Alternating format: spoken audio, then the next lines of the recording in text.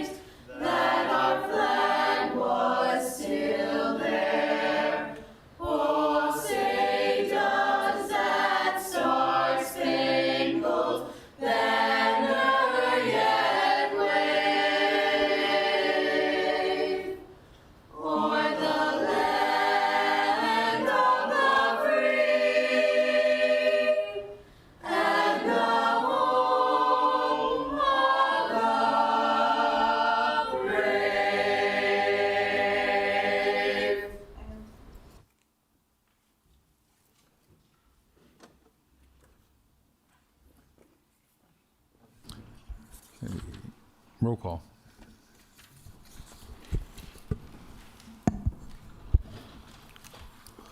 Councilor Bergman. Mr. Mayor is trying to log in virtually. Councilor Bellata. Here. Councilor Economou. Here. Councilor Vassallo. Here. Councilor King. Here. Councilor Mitra. Here. Councilor Ojeda. Here. Councilor Rivera. Here. Councilor Rosen. Here. Councilor Toomey. Here. Mayor Putty. All right, here. 5A is approval of the minutes of the January 20th meeting. Ms. Councilor Bergman on. Those in favor? Opposed? So ordered. Okay, we have public participation. A person may speak for no more than 2 minutes on any item appearing on the agenda. Mr. Clerk. Thank you, Mr. Mayor. I think we also have Councilor Bergman who joined virtually. Yeah. Present. Thank you. Rule 39, items of public interest. At every meeting of the City Council, under public participation portion of the agenda, the chair shall recognize any person seeking such recognition for the purpose of addressing the council on any eligible item on the agenda for the meeting, both in person and remotely. Any person who wishes to speak on more than one agenda item shall combine the testimony to one appearance at the microphone. And the time for speaking shall not exceed 2 minutes for any one speaker, 30 minutes for all speakers.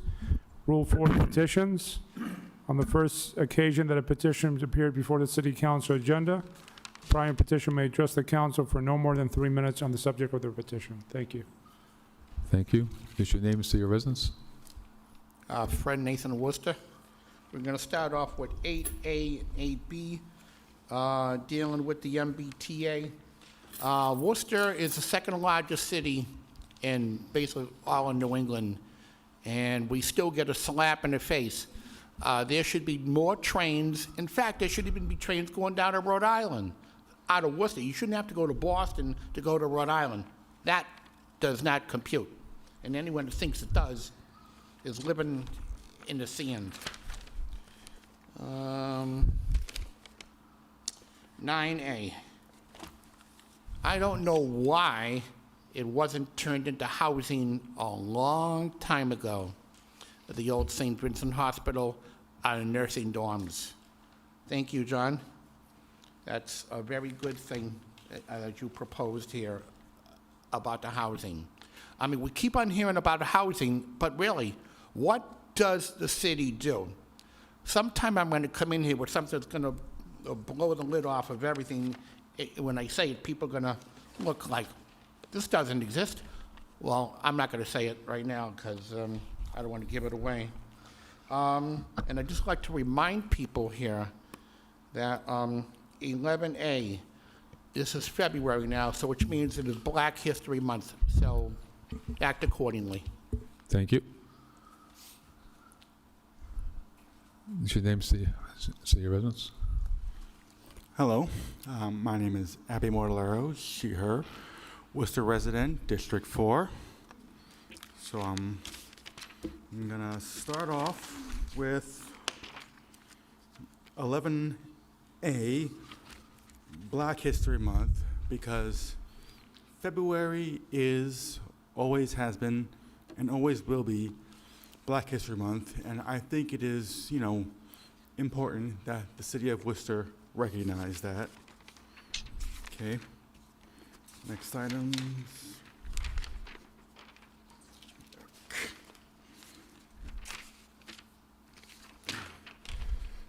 Okay. 19A, rent control. I think rent control is important for a city. 19C, Center for Food Justice and Agriculture. I support that. 19D, Office of Housing Stability. I support that. And finally, 19G, DOJ report. Now, 1 week from today, history is going to take place. Etel Hajij and Ashley Spring are going to be going on trial for this whole crime of serving their community. Now, I'm here every week asking for that civilian review board, you know. I'm here every week, and, you know, what side of history are you on? I want to ask that question, you know, because we need to know, you know, what side of history are you on? I know what side of history I'm on, all right? Okay.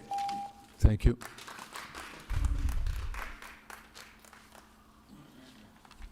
Did your name and say your residence and item number? Diane Frattoni, a Worcester resident, District 2. Here in support of 2 items, 9G and 9T. Regarding 9G, cameras at Morgan Landing, Shore Park, and Indian Lake Beach were already included in the 2014 master plans for those parks. More than a decade has passed, and because the full renovations are expensive, we've been told repeatedly that the improvements have to wait until the entire plan can be enacted. In the meantime, the problems haven't waited. Illicit activity, illegal dumping, and maintenance challenges to these parks have all continued. Installing cameras now is a manageable, high-impact step that doesn't require us to wait for multi-million-dollar renovations. Cameras deter unwanted activity and help the police determine the level of response needed to address a complaint. Cameras would also help the Parks Department track real usage patterns, identify when trash pickup is needed, and quickly detect and respond to illegal dumping. This allows the city to deploy staff more efficiently and keep these parks clean, safe, and welcoming. Item 9T I support, identifying locations for rain gardens and retention basins around Lake Quinsigamon and Indian Lake. These are low-cost, environmentally effective tools that, when properly maintained, improve water quality by capturing stormwater runoff before it enters the lakes. They can help reduce algal blooms, ease the burden of stormwater infrastructure, and enhance the overall health and usability of 2 of Worcester's most important recreational bodies of water. Together, items 9G and 9T offer practical, affordable actions the city can take to improve safety, operational efficiency, and environmental resilience without waiting for larger projects that may take years, possibly decades, to happen. And it is my hope that you would support these items and not lose them in committee forever, never to return. Thank you. Thank you.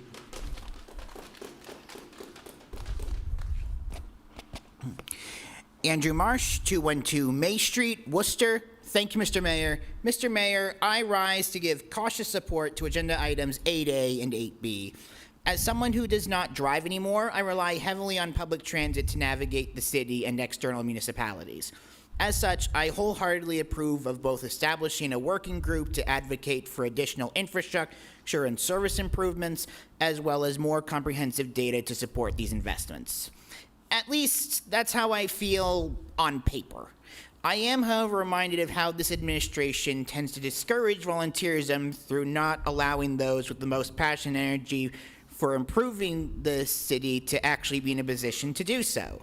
One need only look at the Human Rights and Cable Commissions as evidence of that.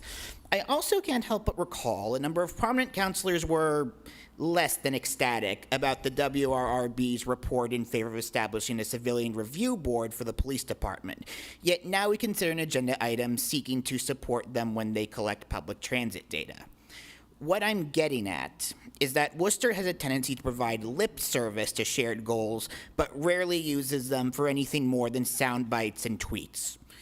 Or is it zeets? I'm not sure what the lingo is anymore. What we need is a full commitment from the City Council and administration, not just to say you support these goals, but to actually put your money where your mouth is. If this council is not willing to make that commitment, then why? These orders you debate tonight are unfounded, unsubstantiated balderdash of the highest order. I yield back the balance of my time. Thank you. Idella Hazard, City of Worcester. I'd like to speak on 11A. I'd like to thank Councilor King and the City of Worcester.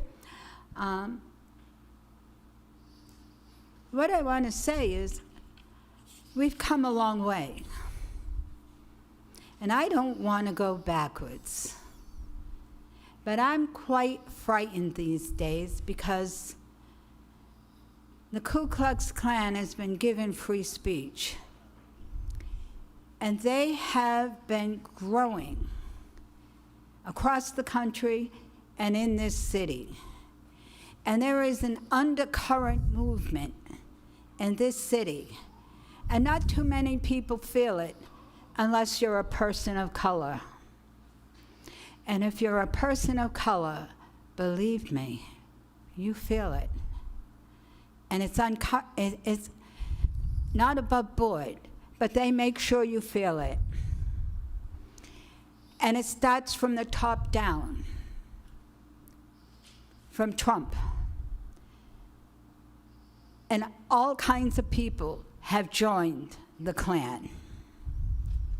And our prior city manager gave our police department permission to join. When I went on the police department, they wanted to know, are you a member of this group, that group? And the Ku Klux Klan was a no-no. It's scary. I don't know what we're going to do, but that mega movement is not good for this country. I don't know who or what or how we're going to hold, what kind of leader we're going to have to keep the DEI growing. Thank you. Thank you.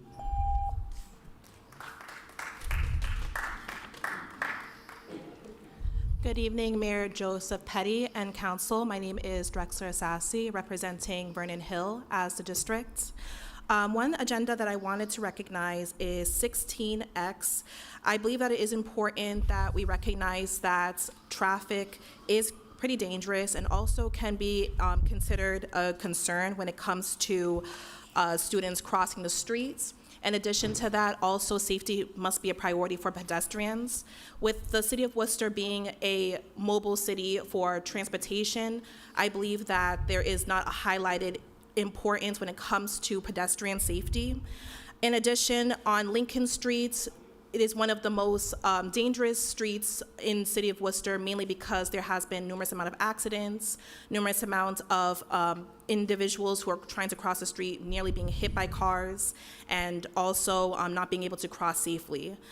I believe that one thing that would be really important and effective would be to have a heightened police presence, or at least police presence that is recognizing and also being able to forward traffic safely for pedestrians to cross the street, along with students who are trying to go into the bus and so forth.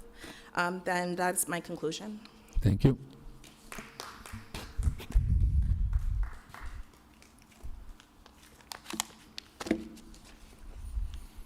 Hello, councilors and the mayor.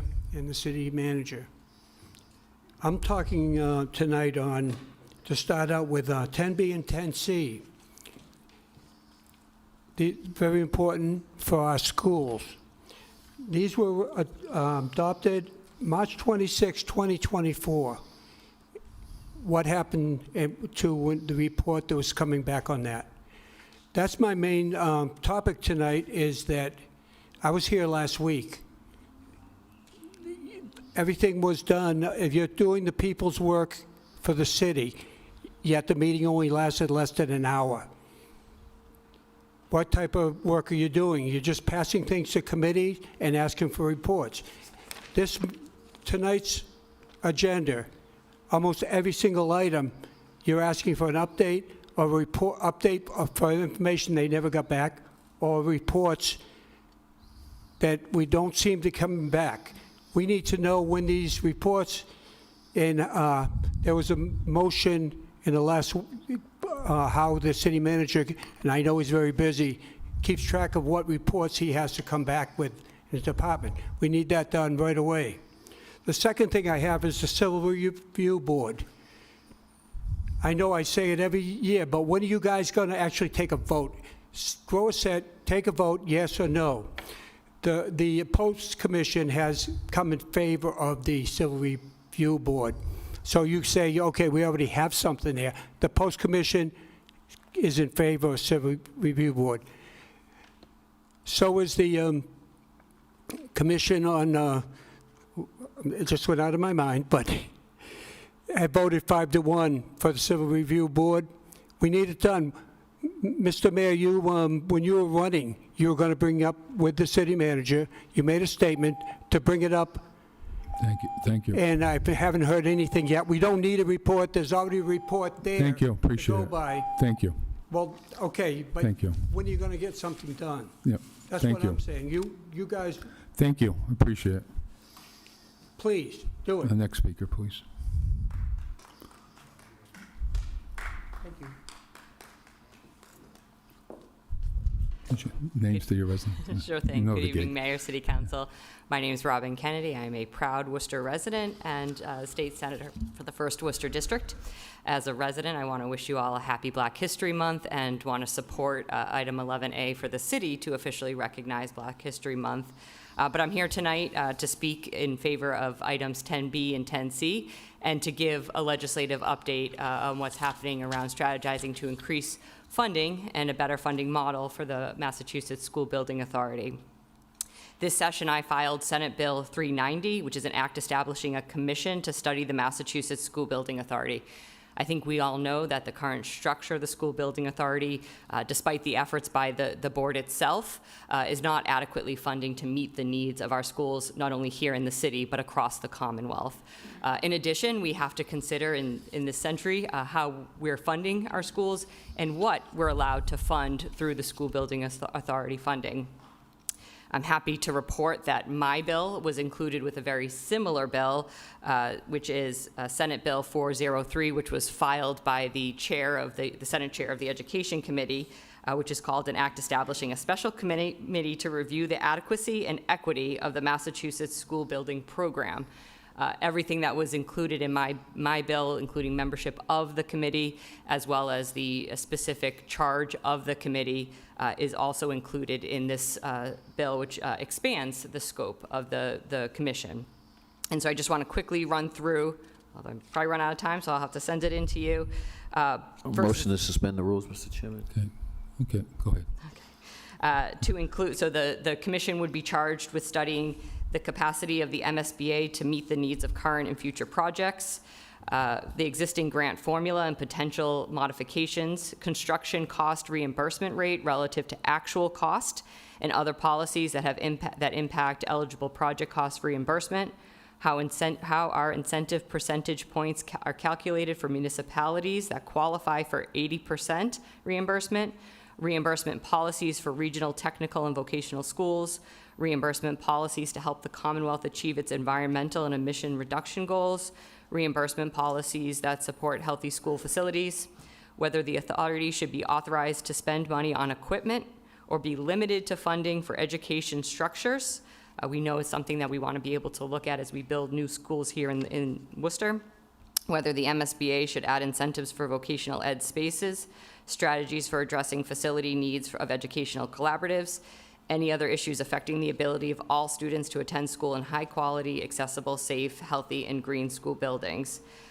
The bill that my bill was added into includes staffing for the commission. It expands. My commission had 13 members.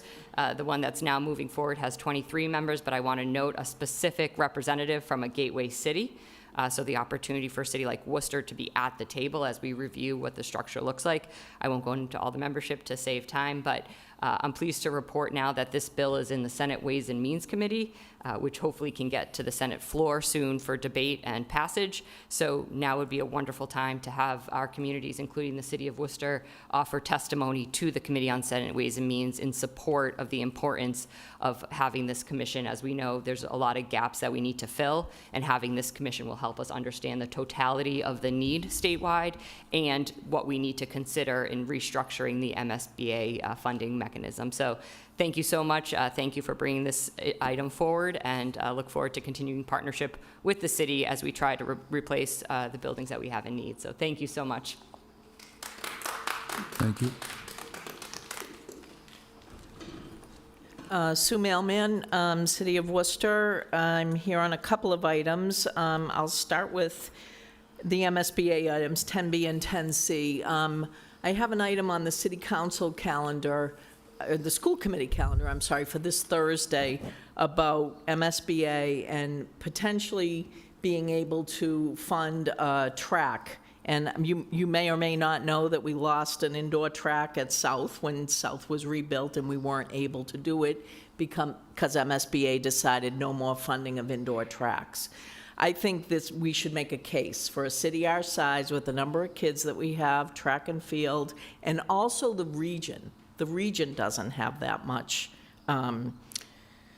ability to go. Our kids go to Northbridge for different track meets. That's a little bit of ways away. I gotta believe we're big enough to be able to support that. So MSBA made the decision in 2018 to change the funding formulas to not allow it, and I think it's nonsense, and I'd like you guys to join with school committee to say, let's be able to talk about some of these things. So if I get a chance to go down and speak in public testimony, I will be talking about an indoor track, because Newton has one, but we don't have one at all in Worcester in any of our schools. The other item I wanted to say something about was the charter review. Thank you, Gary, for putting this on. And then actually the mayor has an item about home rule petitions, and for the life of me, why we cannot get our districts matched. We could do that with a home rule petition. We don't have to wait for a charter rule to do that, but it is a very confusing item that our residents don't understand when they're voting, and I think it's a shame that we didn't deal with it. And the last one is 19G. It's Black History Month. Let's get a civilian review board now. Thank you. Just your name, city of residence, and item number? How you doing? I'm Mark Chantilly. I'm Ward 5. I'm a member of the Democratic Ward Committee. Yep. This is something a little bit off key, but It's going to be on the agenda. Do you have it on? well, you're dealing with Black History Month. You're dealing with a lot of things on there, so we can deal with some stuff. I see it up there. Okay, I was just an issue similar to this about 2 or 3 years ago in the council, and you guys moved on it right away. God bless you. My friend here wants to talk to you. Right, there's some things here that are public health issues in the city that is really significant, right? And you guys have to be made aware of it, and I'm going to be talking to you more about it in person. Okay. Okay? Well, it's going to be on the agenda. Okay, Alex, it's going to be on the agenda. so- Okay. My name is Alex Melendez, Yeah. and when I turned 18, right? I don't know how to say this. I'm really nervous. No, go ahead. Well, there's a huge crisis in Worcester. I don't know if you know. It's the homeless crisis, right? I don't know if you knew, but 35% of all homeless people in Worcester are kids who age out of DCF like me. And a lot of us have no place to go because we don't want to work with DCF. We have a lot of trauma with it, and it's hard for us to find, it's hard for us to find a place to go. And right now, I have friends who have been staying in cars and shelters and whatnot. Make it a little bit more brief. All right. My point is, I'm asking this council to support Senate Bill 161 that will give kids in DCF who age out of DCF a $1,000 monthly stipend so that they will not be homeless once they turn 18 like me. Thank you. Good job. Thank you. Just as a little addendum to that, right? Yeah, there's a 19D. Yep, go ahead. Okay, just a little addendum to that. If it wasn't for the, God bless the Worcester Police, that kid would have froze to death in the street, right? We took him in, as you know, I took in a lot of kids and stuff like that. He was out in the street, and there's a whole bunch of them, hundreds of them, sleeping in abandoned cars, right? They age out of a program, right, and they just dump them on the street. Okay. And that's something I'm going to be talking to a lot of you about in person. I know this is probably not the proper venue for that, Yep, but I thank wanted you. to bring it to everyone's attention. Okay? Appreciate you. Okay.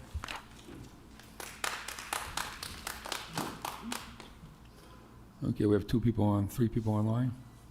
Thank you, Mr. Mayor. I want to start with Glenn Pape first, with the resident now. Yes. 1 second. I want to talk about 9K, yes. Charter review, I support city charter review. Governance should be examined periodically. However, what's mostly holding us back isn't the charter, it's execution, starting right here in this chamber. Charter review is no substitute for the council setting SMART goals. Take public tracking of report requests.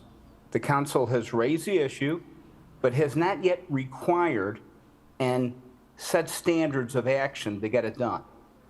It's February, and the council has not yet started providing specific, measurable goals to guide the manager in developing the fiscal year 27 budget. Not even for the comprehensive zoning overhaul on which affordable housing, walkable neighborhoods, and economic growth depend. For 11 years now, councilors have talked about expanding bulk waste drop-off access, but the council hasn't made a motion requiring it with specific outcomes. Under Plan E, the council's job is to set goals and the city manager executes.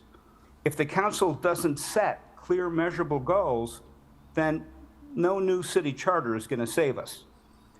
As Glinda the Good Witch in The Wizard of Oz said, "You've always had the power, my dear.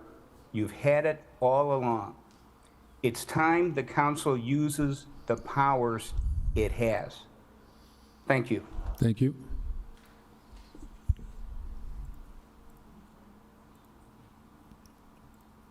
Mr. Mayor, the next speaker is Natalie Gibson. I'm muting the resident now. Hi, excuse me, may I ask that you go to the next person? I literally just walked in my door from at work. Okay, we'll come back to you. Thank you.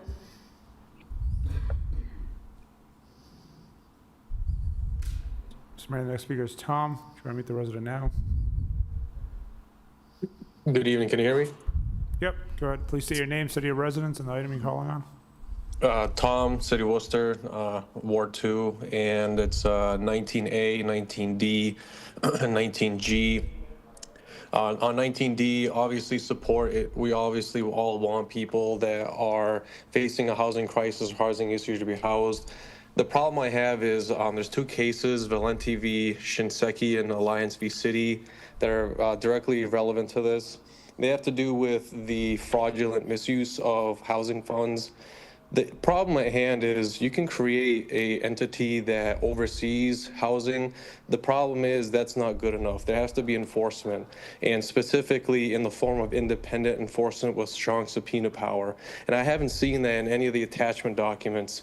And so to effectively aid, like the gentleman that was before you and pled his heart out, and I 100% believe and support his cause and the plight of many others who are in the same situation, you can't just have this type of authority without any real enforcement teeth. And I highly doubt the city is going to do it. And so what I would hope residents start looking into is start petitioning in state law for an independent OIG that has an independent budget that cannot be altered and has strong subpoena power and authority over these city entities that are governing things like housing fund disbursement. Because what's going to happen is, like those two cases I cited, you're going to have public officials that are using that money and effectively laundering it into nonprofits that are lining the pockets of middlemen, service nonprofits, and not actually going to the people that need it. The city does have, in fact, such funds. The problem is the people who need it are not getting them. And right now, all across America, we're seeing public officials misuse these funds. And so that's the proper way, in my opinion, that this needs to be addressed. An independent OIG with strong subpoena power to go and actually hold these public officials accountable and make sure that people that need the money actually get it. So thank you for your time. Thank you. Sir, you want to say something? My name is Stanley Chaluzik. I'm a proud Worcesterite. I wanted to talk about 9Q, specifically over by the Friendly House on Wall Street. It's a food pantry. Bitty basketball is back. All the snow is usually plowed to the even side, but all along Thorn Street, the snow is on the odd side down by the Friendly House. So, and on the sidewalk is piled high. So the poor people that have to go down there to use the food bank, and I see them go by my house all the time to get their food and bitty basketball, the people are trying to park next to the Friendly House, but they're going into the residential spots that everybody shovels out. I was just hoping that the city might be able to help me out with that before we have a serious accident. The children and the parents, they need to gain access to the Friendly House. You're familiar with what I'm talking about, right? Yes. Can you help me with that, please? Yes. I would appreciate it. Okay. Thank you Tonight. so much. Tonight? Okay, hopefully tonight you'll see something there. Okay. The next online speaker? Thank you, Mr. Mayor. Last speaker is Natalie Gibson. Try to mute the resident now. Just say your name and city of residence. Natalie Gibson, City of Worcester, District 5. So I'm calling on a number of things. 9H, I'm not going to read them out just to try to keep my time within the constraints. If this isn't feasible, then the DPW supervisor should be out and about checking and then rechecking when multiple complaints or requests are needed for street treatment.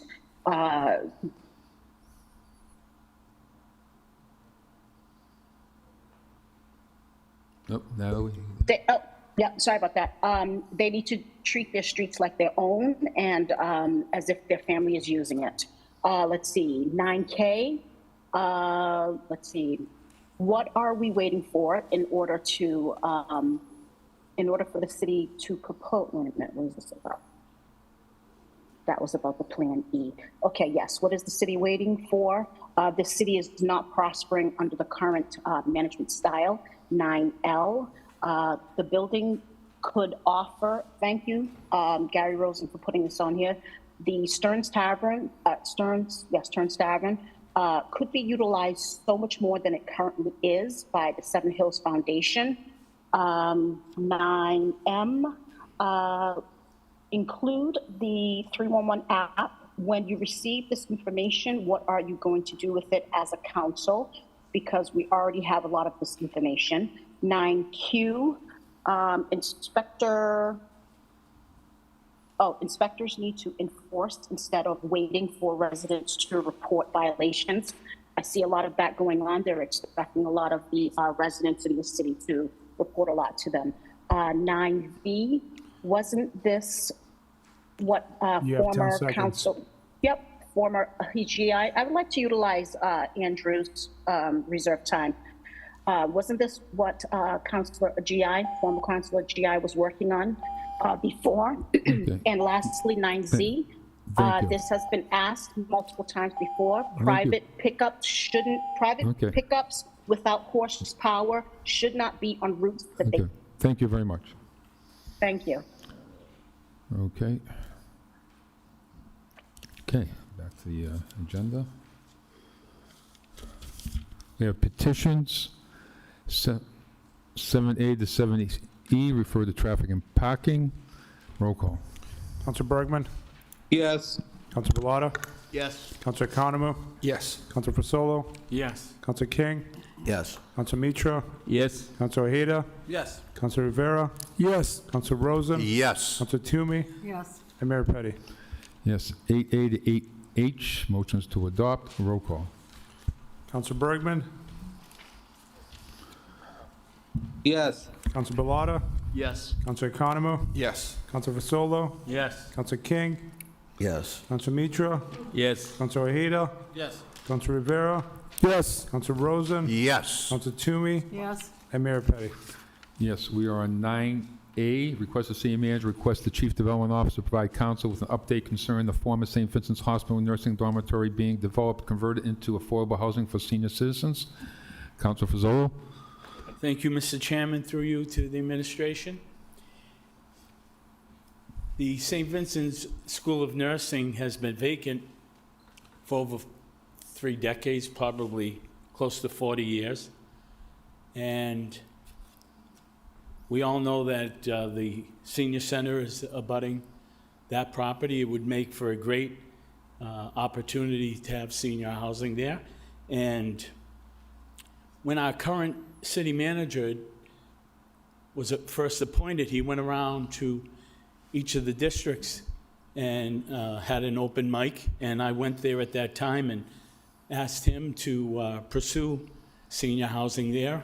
And I know that we have a potential developer who's interested in the property, and I'd like an update to see how far along it is and what type of chances we have in fulfilling senior housing at the former St. Vincent School of Nursing. So I'm hoping the manager could update us, Okay. if possible. Thank you. Okay, Mr. Mayor. thank you. So the report? Yeah. Oh, you want to do it now, or do you want to? I'd like the general public to hear something tonight. just, Okay. As far as where we stand on it. Thank you. Through the chair to the council, yes, you are correct. We actually been working, previously we had submitted, previous administration has submitted RFPs to try to get bidders for development. We were actually able to get a developer, Rogerson Communities, I believe. Most recently is the most recent developer who won the award. They're actually proposing 105 units of senior housing at the senior. About 45 or so units are going to be located in the current building itself, the current structure. That structure, it's tied and connected to the senior center. And then they're going to build a building right next door. It used to be the Anderson building. They're going to build about 60 or so units there as well. So right now they're going through the due diligence process. It's actually going through the process pretty timely. They're doing a good job through it. They're going after some additional incentives at the state level for tax credits as well. They're a renowned kind of developer, not only in the Boston, kind of Massachusetts area. So we're excited for that development that's making some headways in the city. So we'd be happy to provide a more comprehensive report. But we're really excited because this is, finally we get to see some movement in that senior building. It has some good bones, and to bring senior housing, it truly complements what the senior center has been able to do for so many years in that area. So send that to the council? Just quickly, I appreciate that update, and I look forward to the continuance of going forth with that, and I'm more than happy to play a role in any way I can to help see that through. So thank you again. Thank you. As the manager, roll call. Counselor Bergman? Yes. Counselor Bellata? Yes. Counselor Economou? Yes. Counselor Fasolo? Yes. Counselor King? Yes. Counselor Mitra? Yes. Counselor Ojeda? Yes. Counselor Rivera? Yes. Counselor Rosen? Yes. Counselor Toomey? Yes. And Mayor Petty. Yes. Next item is 9B, request the manager, request the Commissioner of Transportation and Mobility organize a discussion with the appropriate representatives from the Mass DOT to discuss the feasibility of providing cars driving west on Route 20 the ability to turn onto Millbury Street. Council Fazolo. Through you, Mr. Chairman, out campaigning in and around the Granite Street area, one cut-through to Walmart from people who are coming from Route 20 is Granite Street to Cliff Street and on to Millbury Street and to the development at the plaza where the Walmart in Worcester is. And it is quite busy, to say the least. People go through there continuously, 7 days a week. And it was brought to my attention, which I'm well aware of because of the 146 connector that brought Walmart and of course the mall at Blackstone to Worcester. Without the road, it would have never been there. And there is maybe a quarter of a mile from Granite Street on the right-hand side going west on 20, Millbury Street comes out to Route 20 and meets 20 there. And the people on Millbury Street can take a right going west on Route 20. But unfortunately, Mass DOT at the time never allowed a right-hand turn onto Millbury Street, which would take people right into the same area of the Walmart Plaza. At the time, I was in the legislature. I was very involved in securing the funding for the Route 146 Mass Pike interchange. And I have to say, at the time, I was against not allowing traffic to take the right-hand turn there. But again, engineers from DOT know better than we do, I guess, and that's why I couldn't disagree more. And I'm bringing this to our administration, hoping that we can have a discussion with Mass DOT and those responsible to change that, to allow traffic to use that road and hopefully alleviate some of the cut-through traffic that now exists going from Granite to Cliff to Millbury Street. Thank you, Mr. Chairman. Okay, we'll send it out to the manager. Roll call. Mr. Chairman, I'd like to sign on. As amended. We'll sign on as amended. Roll call. Council Bergman? Yes. Council Bellotta? Yes. Council Economo? Yes. Council Fasolo? Yes. Council King? Yes. Council Mitra? Yes. Council Ojeda? Yes. Council Rivera? Yes. Council Rosen? Yes. Council Toomey? Yes. And Mayor Petty. Yes. 9C, request the city manager, request the police chief provide the council an updated report concerning the voluntary accreditation process in the Worcester Police Department. It is undertaken with the Massachusetts Police Accreditation Committee, which requires written directives and procedures that meet over 325 operational standards set by MPAC, with the external review to follow. Council Toomey. Thank you, Mr. Chair. This is certainly part of the chief's plan to continue to ensure that we're staying on top of policies and regulations. As that said in the order, there are 325 operational standards that need to be reviewed by MPAC, and they work with the police department to ensure compliance. And I think it's very important that I note that Boston, Cambridge, and Springfield have not done so yet. I missed whether or not Fall River did, but I think it's really important. Lowell did, but it's very important that a city of our size have this and make sure that we're are upholding the professional standards that we need to have as one more tool. So I look forward to the report from the chief. He's already started working on it, so I'd like to see where we are on it. Okay, Thank you. send that to the manager. Roll call. Mr. Chairman, can I sign on Who's to that? that as well? Okay, Please. as amended. Thank you. Roll call. Council Bergman? Council Bergman? Yes. Council Bellotta? Yes. Council Economo? Yes. Council Rosolo? Yes. Council King? Yes. Council Mitra? Yes. Council Ojeda? Yes. Council Rivera? Yes. Council Rosen? Yes. Council Toomey? Yes. And Mayor Petty. Yes. 9D, request the city manager, request Commissioner Parks, Public Works, install the missing stop sign of the intersection of Salisbury Street and Marlin Street as soon as possible. Council Economo. Thank you, Mr. Chairman. Pretty much as it reads, it must have been knocked over either during plow operations or during an accident. It's at a critical intersection, as you know, Yep. right at Moreland, Salisbury. Thank you. Okay. To the manager, roll call. Counselor Bergman? Yes. Counselor Bellata? Yes. Counselor Economou? Yes. Counselor Pazzolo? Yes. Counselor King? Yes. Counselor Mitra? Yes. Counselor Ojeda? Yes. Counselor Rivera? Yes. Counselor Rosen? Yes. Counselor Toomey? Yes. And Mayor Petty. Yes. Request manager to review the feasibility of increasing the amount of money allocated to each district for the purposes of conducting street and sidewalk resurfacing. Said feasibility review should include whether any grant opportunities exist for such purpose, as well as the potential to use percentage of free cash and new growth and tax revenue to help fund the increase. Councilor Rivera. Yeah, I'd just like to mention that this is to go in the direction of it seems like we're going backwards. Every time we take care of 2 or 3 streets, we seem to be adding like 5. But when I was filing this petition, I ended up learning that the city manager had allocated more money to this, to the districts as well. So I want to hear from the administration a little bit about this petition, please, this order. Mr. Manager. Yeah, through the chair to the council, last budget cycle, we had heard from district councilors as well. I remember Councilor George Russell asking that we increase the budget allocated for street resurfacing for the districts. And so we went back and we analyzed the budget, and we also looked at the pavement management program, and that gave us the ability to double in terms of the amount for streets for the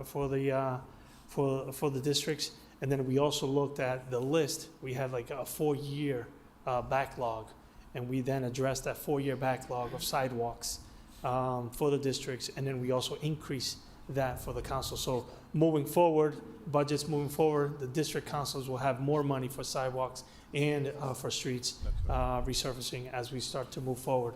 But we tried to also address some of the backlog we had with sidewalks. We had roughly a 4-year backlog on that. Through the chair to the administration, is this an increase that we're going to see yearly, or that will keep progressing in that direction? Kind of help out? Mr. Yeah, Manager. to the chair to the council, this is an increase that you're going to see continuously. It's Awesome. not. It wasn't just a one-time. We adjusted the budget and increasing it in that allocation year over year. And the last question to the chair of the administration on this item is, I also know, is there any possible of grants or stuff to, I know the free cash and stuff you guys worked with already, but, you know, just to help on, because I know there's an allocation of certain streets that they can pick, but then after that list, you're done. And sometimes some streets, you can only fix maybe one big street that, you know what I'm saying? Mr. Manager. Yeah, through the chair to the council, so the councilors have the ability to select neighborhood sidelines. Right. The city administration, working collectively with the council, we select the main arterials based on the analysis with. But the sidelines, the district councils have the ability to suggest, and through petitions, through residents, et cetera. The challenge becomes is we have over close to 500 miles of road. And so addressing that on an annual basis or resurfacing, it's not something that, again, we're trying to address that to the pavement management. So not every street is going to require to resurface. Some streets we may do some chip seal. Some streets we may do some preservation work. So it's not specifically resurfacing.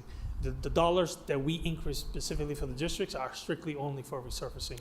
And that all then comes back to capacity of not only the department, but also contractors, and having the number of contractors be able to take care of as many streets as we could on a yearly basis.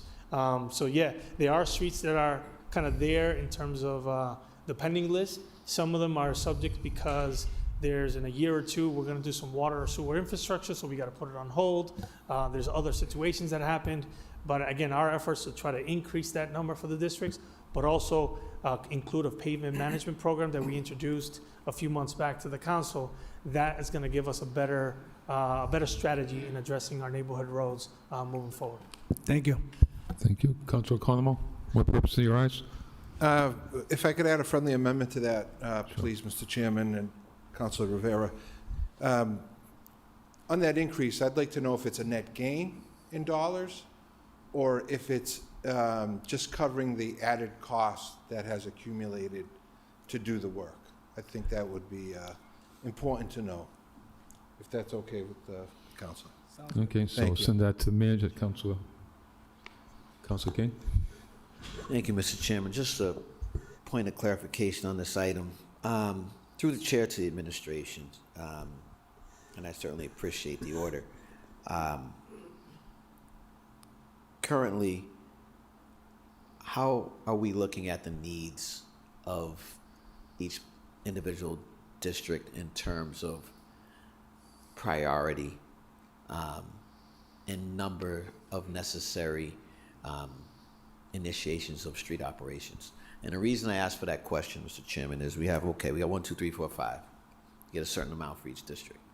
But in addition to that, the needs differ, right? The needs differ. So if you could speak a little bit to that so that I can understand whether or not this goes far enough, Mr. Chairman. Mr. Manager? Through the chair to the council, so when we established the Department of Transportation and Mobility, one of the efforts that we took was to try to do an overall analysis of our current PCI, which is a Pavement Condition Index. That gives us the ability to know what's the index of every street in our current city. We know that. So we try to provide our suggestions to the district councilors, but the district councilors and their efforts of neighborhood meetings, petitions that come to the floor, petitions that the district council put forward, or residents put forward, they then... Or at-large councilors. And at-large councilors on behalf of residents. All those things come before DTM and DPW, and what they do is they provide a list of all the streets that have been petitioned and have been approved by council. If a street hasn't been petitioned and hasn't been approved, it's not going to get on that list. And so once it gets on that list, we look at there's a PCI index that's associated with every street, and then the councilors have, and with our administration, gets to prioritize what are those streets. We recommend with the lowest PCI should be first, but the councilors have also the ability for discretion in terms of what those streets are going to be resurfaced. Thank you. So just from my understanding, again, through the chair, so if it's not reported by petition, by order, by a district councilor, it's not going on a list, correct? Mr. Manager? Or 311? Is 311 included as well? Just because you submitted on 311 does not mean that it has to be petitioned, because the public work has to go to a public works committee, it has to go to a process for that to be adopted, which then goes to the list for us to be able to include that for resurfacing. That's only for the side roads, sidelines in neighborhoods. The main arterials, that is an administration with council decision. But the sidelines, every district councilor has the ability to influence the decision of those selected streets, only the ones that have been petitioned and has been approved by the council. And so through the chair, there's no evaluation of the 311 reports pertaining to this that sticks, I guess is the question I'm asking. Through the chair to council, they play a role in our decision of recommendations. To recommend, say, hey, we're receiving an X amount of complaints, the PCI index is 55. We recommend that this street should be one of the priorities. Okay. But that then would be at the discretion of the council. Thank you very much. Thank you, Mr. Chairman. Okay, we'll send that to the manager as amended. Roll call. Council Bergman? Yes. Council Bellata? Yes. Council Economou? Yes. Council Fasolo? Yes. Council King? Yes. Council Mitra? Yes. Council Ojeda? Yes. Council Rivera? Yes. Council Rosen? Yes. Council Toomey? Yes. And Mayor Petty. Yes. Request city manager to install additional wheel bin trash receptacles in the Tatnick Square area. Council Rivera? Pretty much as it reads, it just because I know there's a stretch of 10 of those wheel bins on Chandler Street area, just like within a half-a-mile radius. Some of them not even being used. And if they can move some of those to like by the dance studio on the Rise Bakery on Pleasant Street, on Chandler Street by Dunkin' Donuts, by the bus stop at the corner of Mill and Chandler, to name a few, because there's none in the Tatnick Square area. Thank you. Thank you. To the manager, roll call. Council Bergman? Yes. Council Bellata? Yes. Council Economou? Yes. Council Fasolo? Yes. Council King? Yes. Council Mitra? Yes. Council Ojeda? Yes. Counselor Rivera, Yes. Counselor Rosen, Yes. Counselor Toomey, Yes. and Mayor Petty. Yes. 9G, request city manager consider installing cameras in the Morgan Landing, Shore Park, and Indian Lake Park Beach in the effort to deter illicit activity. Councilor Mitra. Thank you, Mr. Chair.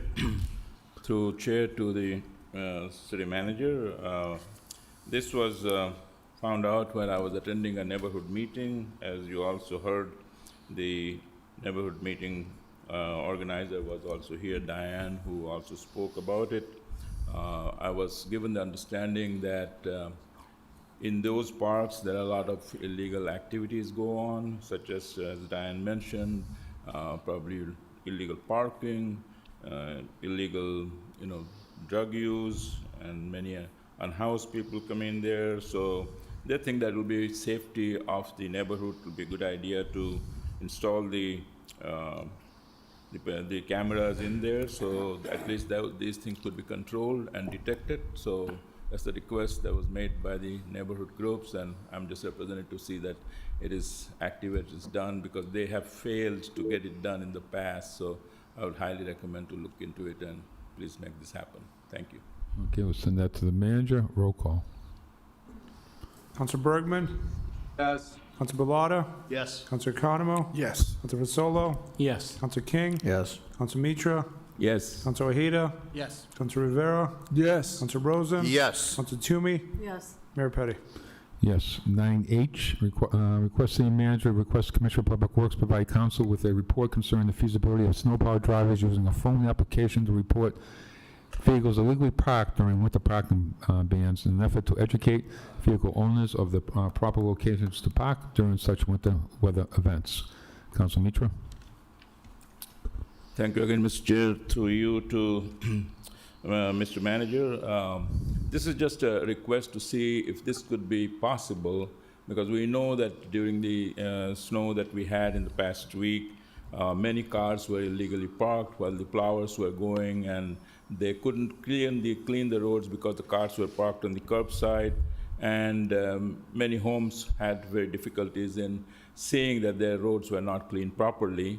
And it is requested that if those plowers could have a device or an app in their camera, that they could probably take the picture of their car and pass it on to the city quickly, so that the car could be either towed away from there, or it could be given to a notice to them saying that, it's an illegal parking and you need to park properly. So it's an education at the same time, it's a safety at the same time, it's also keeping the neighborhood clean in the proper way. So as a request of feasibility, if that could be done, requesting the Public Works Department to explore the possibility of having in their plowers cell phone, or their maybe they have an iPad where they can just quickly take a picture of those parks which are parked illegally and report it to the city right away.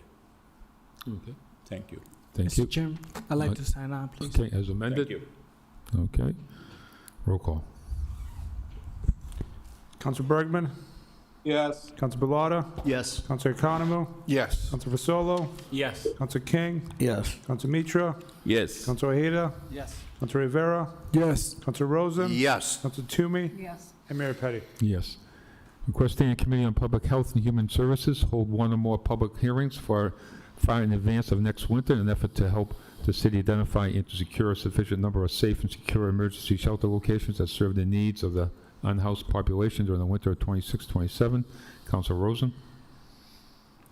Thank you, Mr. Chairman.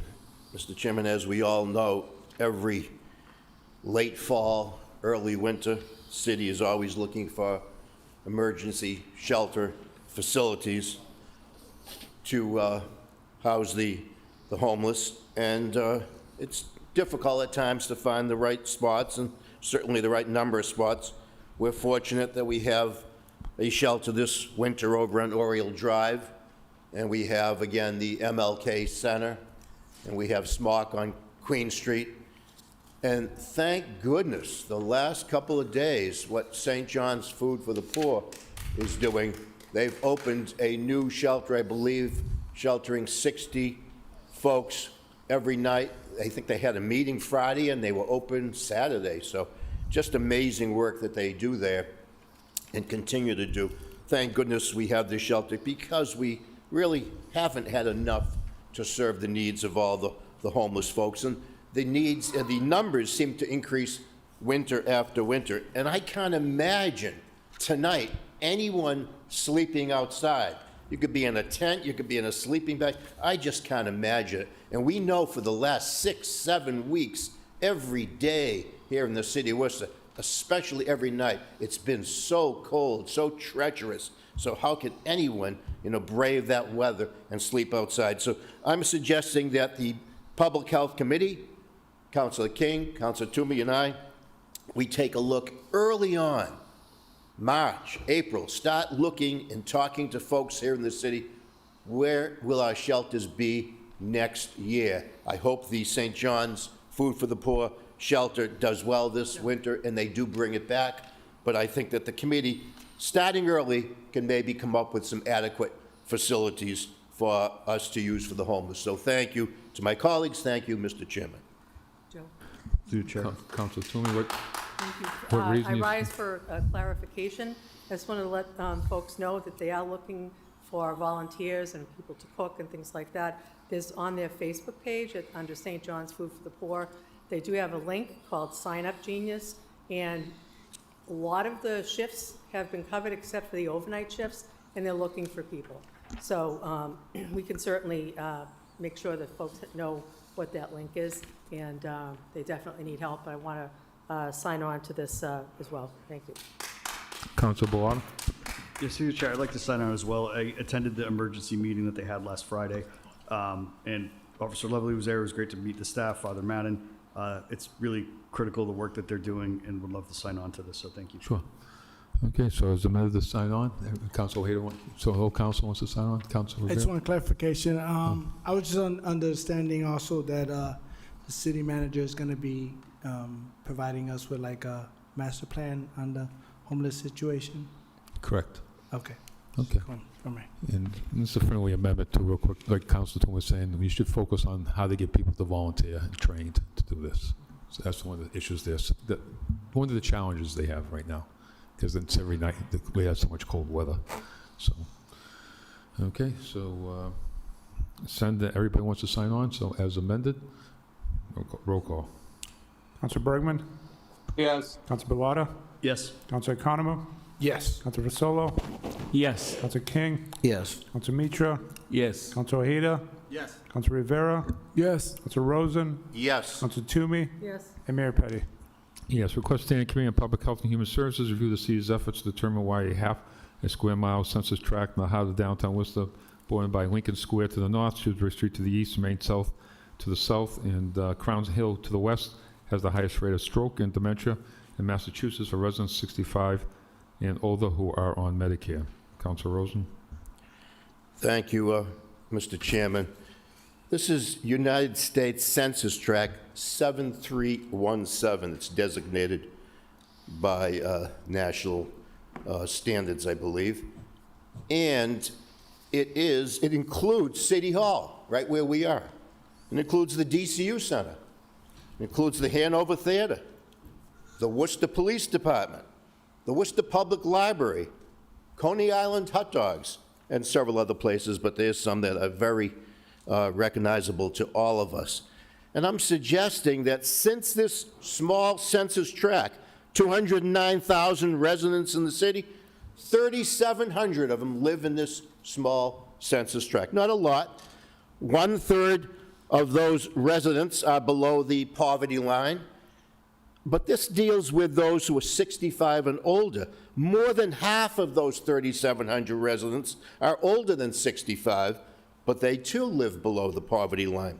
So the question is, do we just ignore this and say, well, some census tract in the Commonwealth of Massachusetts has to have these highest figures, and it's this one? I don't think that's a good way to deal with it. I think we should take a look at the folks who live in this small census tract, which includes all those facilities that I mentioned, and we would turn this over to Councilor King, Councilor Toomey, Gary Rosen. Your Public Health Committee will be the sleuths.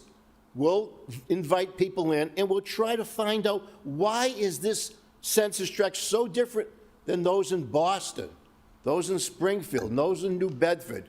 There's got to be something here that gives the folks, the residents in this area, these seniors over 65, and it's 53% are seniors in that census tract, and they're below the poverty line. What is causing them to have a greater incidence of strokes and dementia than anywhere else, any other census tract in the Commonwealth of Massachusetts? We don't lead the country, but we do lead Massachusetts, and it's not a good lead to have. We don't want to, have folks in that area. And I don't know what's causing it. There's a lot of possible reasons. Obviously, poverty, education. We talked recently about how difficult it is for people to find primary care physicians, so that's possible. A lot of folks who, when they get older, they assume that their memory is going to go, that when they start suffering from dementia, they assume that, oh, it's because I'm getting older and I have to put up with this. That's not the case at all, but a lot of folks don't realize maybe it's time to see the doctor, and maybe a lot can be done to help you if you really are suffering from this issue.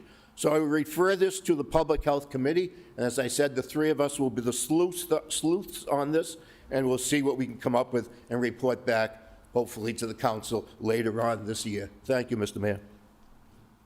Thank you. I'll send that to the committee. Roll call. Okay, Council King for clarification. Just clarification here. Is this asking for a report to be sent to committee? So, okay. That's why I'm asking for clarification. All right, thank you, Mr. Chairman.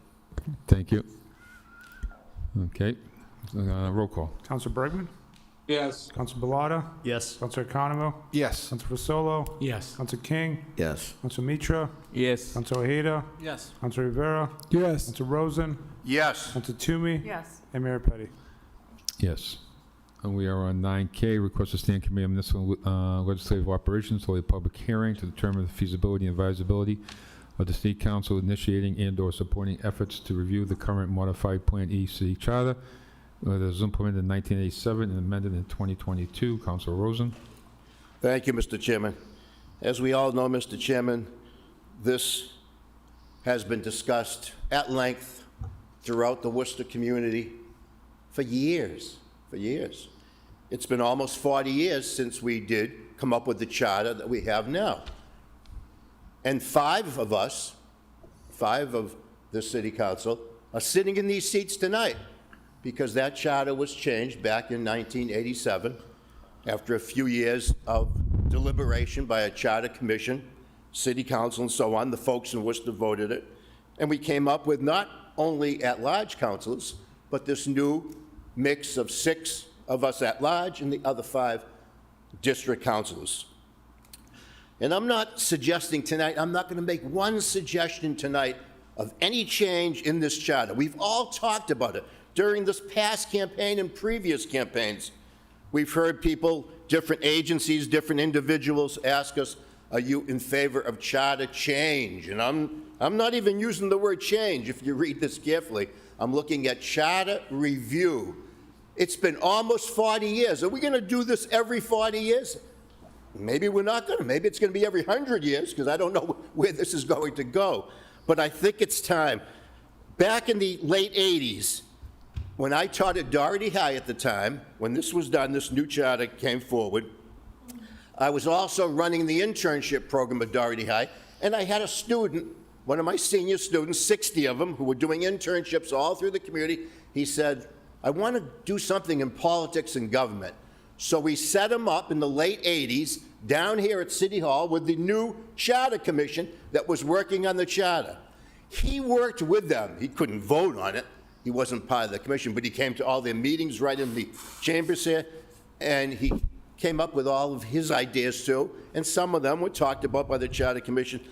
Later on, that same student grew up, of course, and he became a member of the Worcester School Committee. And later on, he grew a little older, and he became the mayor of Worcester. That student of mine who worked on the charter, the last charter, and that was Joe O'Brien. He was interested then, and I know he's still interested now. There's nothing to be afraid of when you just take a look at the charter. Just review it. I would like to see another charter commission, and there is a group out there, a very good group, well-run, respected group, that's looking at the 17,000 signatures. So it can go on the ballot and people can vote for a charter commission, and that charter commission will start looking at the charter. Nearly everyone on this city council during the years, whether you're on the council or not, you thought that maybe something should be added to this charter. It needs a change because I'm thinking of this and the charter doesn't respond, it doesn't cover it. So there's a lot of things that can be considered. Maybe a commission will say, this is the greatest charter since sliced bread, don't have to make any changes. I don't think that will happen, but that certainly is a possibility. So I would just like this to go to our Municipal Operations Committee, Dr. Mitra, the chair. I'm a member, and I believe Mo Bergman is the third member of that committee. Let us have a public hearing where people can come down and speak in favor of charter review someday or against it. Maybe some people say, no, it's only been 40 years. Let's wait another 40. That's what they might say. I do not know. But I know it's finally time to start talking about it. No one on the city council has to be afraid of this order of reviewing the charter. Do you have to be afraid of charter change? I don't know. I don't know what the changes, if any, might be. So let's start moving forward. It's been talked about for years. Let's work together as a city council. Let's work with any groups out there. I don't know, maybe the law department, Mr. Chairman, could answer this tonight, or maybe the city clerk. Can a charter commission be appointed? I don't know by who, but can it be appointed? That way you might not need 17,000 signatures. I know the CPA, this council was able to get it on the ballot without signatures, but that's a whole different deal, I understand. But maybe through the chair, the clerk, is it possible to appoint a charter commission where you can appoint 7 or 8, 9 people from different walks of life who could really contribute? It's not a political process? Through the chair to the council. So my understanding is, I think I've brought a report in the past and the solicitor as well. You have to start an initiative petition process, which we started about 2 years ago with a group that we actually provided them the charter commission papers to petition them to change the charter. But the way it works is that, from my understanding is, we provide the papers to the residents can collect that 15% of the signatures. In the same time, we put does the city of Worcester want to change its charter? The members of the charter commission are also running on the same election. So I don't know if there's a process that I'm not aware of that the solicitor is, but my understanding is it has to start from the residents' initiative petitions in order for the charter commission to be on the ballot, as well as the charter change to be on the ballot. It cannot be initiated by the body of the city council. Okay, and that's fine with me. I just think getting maybe 17,000 signatures is not easy for a group of our residents. So it certainly is going to, take some effort on their part. If that's the only way it can be done, so be it. In the future, just coming from the city council that we're interested in reviewing our charter. When the public hears that and says, well, the council at least wants to review the charter, even though we can't initiate it.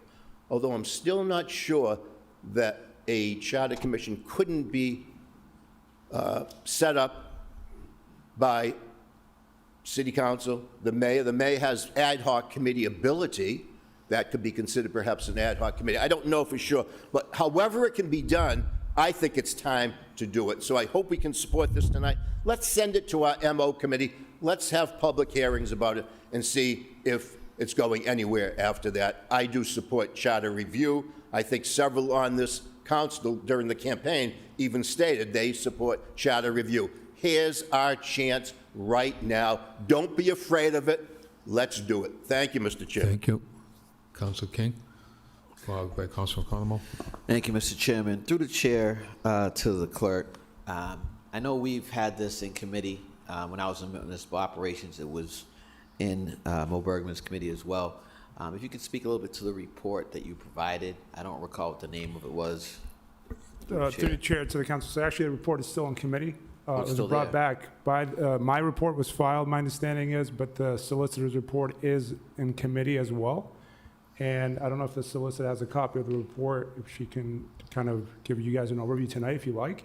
But my understanding is, based on the solicitor's report, was that the residents can initiate it with 15% of the voters at the last municipal election. You have to have 15% of those certified signatures certified by the Board of Election Commissioners. And then that gets the question is, should the city of Worcester change its charter? At the same time, the Charter Commission members can run in the same election, which will be technically at a local election. And they also have to collect signatures to be on the ballot. So it's a similar process how you would get your name for the city council or a school committee on the ballot. The same process would be for the Charter Commission. And through the chair to whomever, what's the other process, if there is one, that does not include a commission? Through the chair to the council, my understanding, there's other options, but it does not require, it does not trigger a charter review commission. Correct. Special acts, which I think this council has voted numerous times. We did that through the school committee redistricting option because of with the settlement we had with the plaintiffs. There is other options where it comes to special acts. There is other amendments you can do to the charter, but I don't believe there's amendments that can happen to the election process or the form of government through those special acts. Thank you. To the chair, to the administration. We can just have the solicitor speak on that. Any other processes or avenues as relates to charter change outside of the commission? I just want to make sure that the public, as this moves forward, has an understanding. I know we've been over this before in the last couple of terms, and we're doing it again. I just want to make sure folks are informed through the chair. Through the chair to the counselor, there are 4 ways that you can change the charter, and those each way depends on what you're trying to change. If you want to change the composition of the council, the form of government, the terms of any of the councilors or the mayor or the manager, you have to do it through a charter commission, which is by vote. There's other options, like the clerk said, which are, like special acts or after a public hearing at the council, but those cannot affect the composition of the form of government. And through the chair to the administration, when we were talking about aligning the school committee districts with the council districts, given that the school committee districts, I think it's A through F or something, and we have 5, would require a change in the composition of this body. Can you just clarify again what that would have to look like for a process to achieve that? Madam Solicitor? Through the chair to the counselor. So if it was a change in composition of the city council, yes, that would be initiated by 15% of the voters. Then once a charter commission was created, they would review and propose that form or that structural change, and then it would get adopted by the people. Thank you. And through the chair to the administration, does the council have the ability to put a ballot question on related to this? A non-binding anything? Through the chair, there have been previous non-binding ballot questions, yes. Yes. All right. Thank you, Mr. Chairman. Okay, Councilor Como? Thank you, Mr. Chairman. I just like to sign on to the item, please. Okay, Councilor Mitra? Public comment. Thank you, Mr. Chair. Through the chair to Councilor Rosen, thank you very much for putting this order here. I'm just kind of wondering, is this just the time that prompts you that it is time for us to review? Because you're not giving any reasoning. You're just saying that it's time for us to do that. I just want to know, is there any number of years that we have that we should review the charter after 20 years or 10 years? Is there any rule? I just want a clarification that, or just randomly we think that it's time for us to review. I think it's his time, and Councilor Rosen, he's asking for clarification. Real what quickly, your thoughts are. it was time 10 years ago, it was time 20 years ago. When it goes, if it does go to your committee, that I'm on with Councilor Bergman too, we could talk about that too. We could have that discussion that maybe every 10 years we should take a look at the charter, review the charter. But certainly every 40 years is not often enough. Thank you. Thank you, Mr. And there is no, you asked, there is no rule, say we have to. Some cities and towns do have it in their charter that it should be reviewed X number of years. So. No, thank you very much, because I think either there is a time or there is a reason to review. So I was just trying to find out that what's the purpose that we want to review it. But if it's a, it's been long enough that we should now look at it, I think perfectly fine. I'll definitely be looking at when it comes to my committee. Thank you. So everybody wants to sign on as amended? Roll call. Counselor Bergman? Yes. Counselor Bellata? Yes. Counselor Economo? Yes. Counselor Fasolo? Yes. Counselor King? Yes. Counselor Mitra? Yes? Counselor Ojeda? Yes. Counselor Rivera? Yes. Counselor Rosen? Yes. Counselor Toomey? Yes. And Mayor Petty. Yes. Request city manager provide council with an update concerning the utilization level of the relocated renovated historic Stearns Tavern, built in 1812, having housed a tavern with a prominent stagecoach stop, furniture shop, a carpet store, and a succession of banks. Stearns Tavern was saved and restored through a partnership among the city, Preservation Worcester, the Seven Hills Foundation, and many private donors of money, materials, and labor. Councilor Rosen and Councilor Rivera. Thank you, Mr. Chairman. Mr. Chairman, one thing I'm very proud of when I was the beautiful District 5 City Councilor several years ago was the changes we made around the Coast Beach and Coast Park down the street a little ways, and we brought the Stearns Tavern over, which was the Bank of America, brought it over from Park Avenue around the corner to its present location at Coast Park. And a lot of organizations participated in that move, and so many people gave money, donated time. Seven Hills was a great partner, Preservation Worcester, the City Parks Department, the City of Worcester. The City Council was so supportive. I mean, so everyone was involved. And it was a great project, and you drive down Mill Street to Park Avenue, you see that beautiful building, how we restored it. It's great, and it's been in the hands, the management of Seven Hills, and I assume they're doing a pretty good job, but at a couple of neighborhood meetings, Mill Street Neighborhood and Columbus Park, they both meet at the Stearns Tavern. It's come up a few times that it seems to be underutilized. It's a beautiful building. It holds maybe 36 people, so it's not huge, but should there be more things going on in that building, since the state, the city, I think we get some federal money too, a lot of money and effort and so many private donations were poured into that move in that building. So should it be serving the public to a greater degree? I don't know the answer to that, but I hope maybe the city manager and his team can take a look at the usage of Stearns Tavern and let us know, let the public know, let the neighborhood know. Is it something that should be utilized more, or is it close to maximum usage? I don't think it's close, but let's find out. Thank you, Mr. Chair. Thank you. Councilor Rivera? He did a good job. Okay. We'll send that to the manager. Roll call. Counselor Bergman? I think we lost him. He's rejoining right No, now. he's still there. Counselor Bergman? Yes. Counselor Bellata? Yes. Counselor Economo? Yes. Counselor Fasolo? Yes. Counselor King? Yes. Counselor Mitra? Yes. Counselor Ojeda? Yes. Counselor Rivera? Yes. Counselor Rosen? Yes. Counselor Toomey? Yes. And Mayor Petty. Yes. 9M, request the manager, request the Commissioner of Emergency Communications Management provide council with a report detailing all 311 calls, emails received regarding the need to address snow plowing issues for the same street from July 1st, 2024 through January 31st, 26. Councilor Bergman.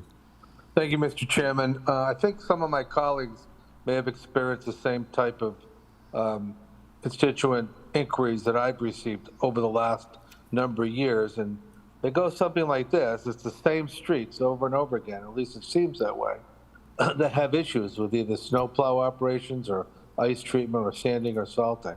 So by virtue of this order, what I'm trying to do is I'm trying to determine over the last couple of years, are there repetitive problems on certain streets in the city? I hope not. I sense there are from the constituent inquiries I get. And I say that because, and I've said this before, we have 3 chances to do it right. We have the snowplow operators, we have the inspectors, and then we have the supervisors. So it would be incredibly frustrating for me to, and all of us, I think, to find out that certain streets for year after year are not being done well despite the significant levels of oversight that exist. So I really got to insist on getting this report back. And, you know, I know sometimes reports get lost or there's other priorities, and I'm not saying this is a top priority, but before the budget discussions this spring about funding for snow operations and other things, I'm going to insist on having this report back, because if there's nothing that I take more seriously, it's the fact that snow operations is the equivalent of public safety, and if certain streets aren't being done well, that's the problem. Thank you, Mr. Chairman. Thank you. Councilor Ojeda, what purpose do you rise? Clarification. Thank you, Mr. Chairman.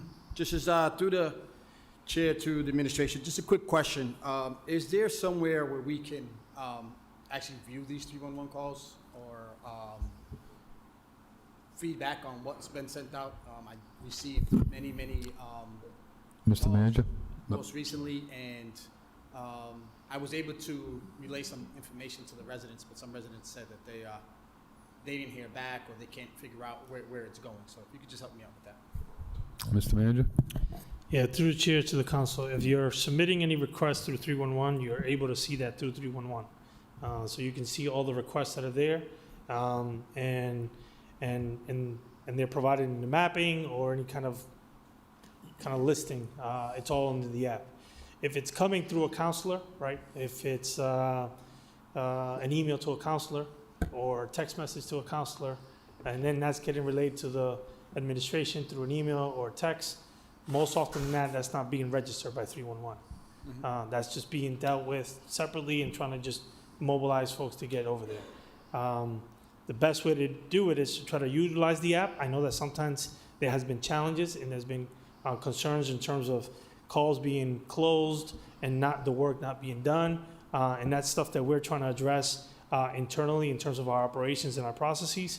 But the more we're able to see in 311, the better we have the data to be able to report out based on this report, the request of this report.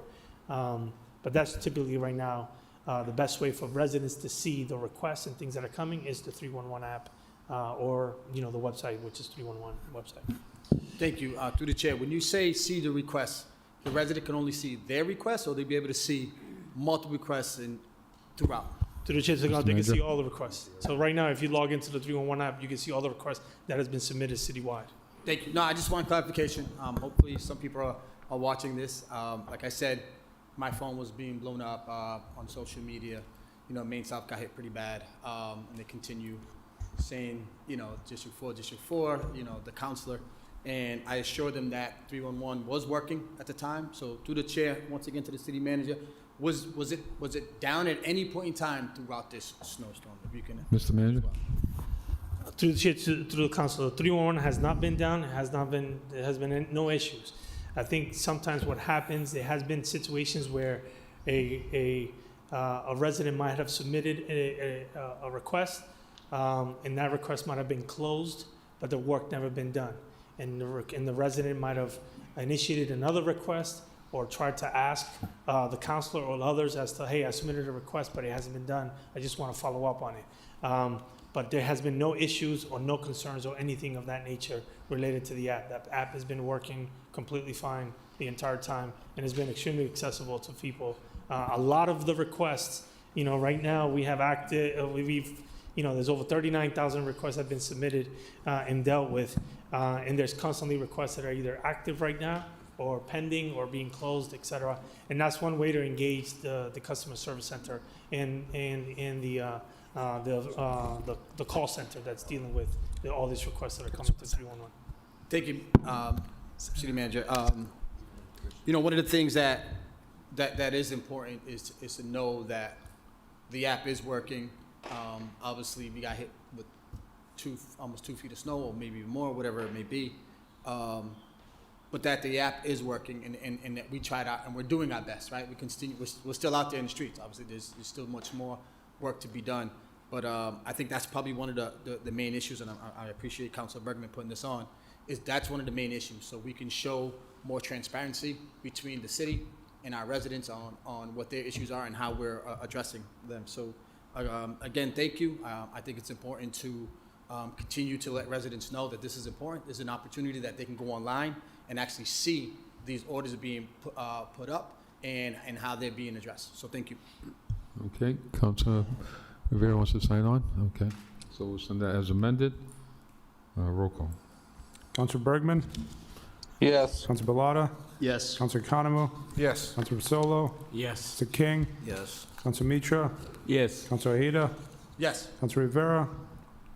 Yes. Counselor Rosen? Yes. Counselor Toomey? Yes. And Mayor Petty. Yes. Okay.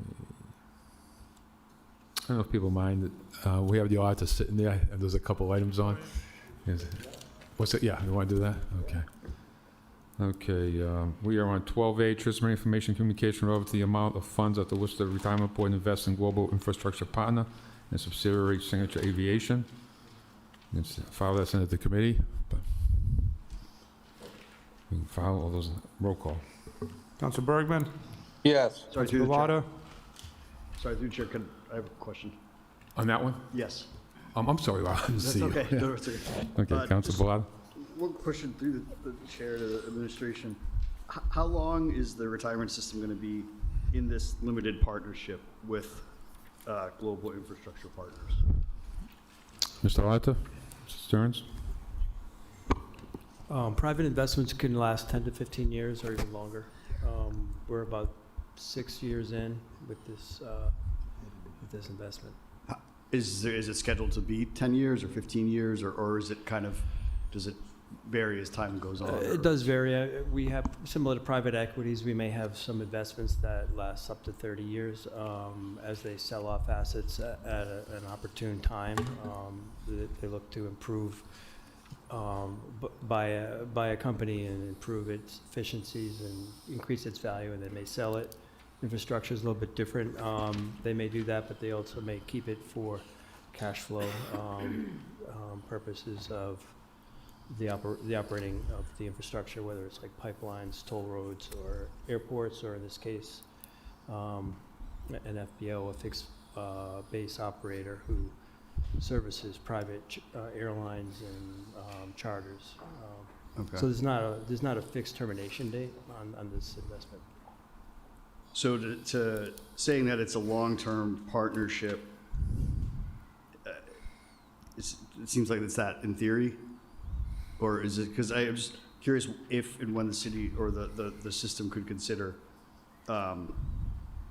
divesting from Global Infrastructure. I know, or if there would be any consideration that, considering that Signature Aviation is a subsidiary of it, and considering that what Signature Aviation, the role that they are playing in the ICE crackdown across this country, that is no doubt going to be coming to Worcester. So just curious about that. If there could be any consideration in the future on this, or is that I'm sure that might just have to come up from the council again. Mr. Stearns? I think over time, I mean, that consideration will come up. Okay. As a private investment, there's not it's considered an illiquid asset. There's not a market out there to sell it. Usually, if we did try to sell it, our advisor tells us we would realize a loss if we can sell it. So Okay, it's a figures. limited partnership. We're limited partners. The general partner is GIP for part of Global Infrastructure's partners, and then the ones who makes the management decisions in terms of which investments to go to make. So in this particular fund, there were about a dozen or more investments, and this Signature Aviation was one of those. Okay, thank you. You're welcome.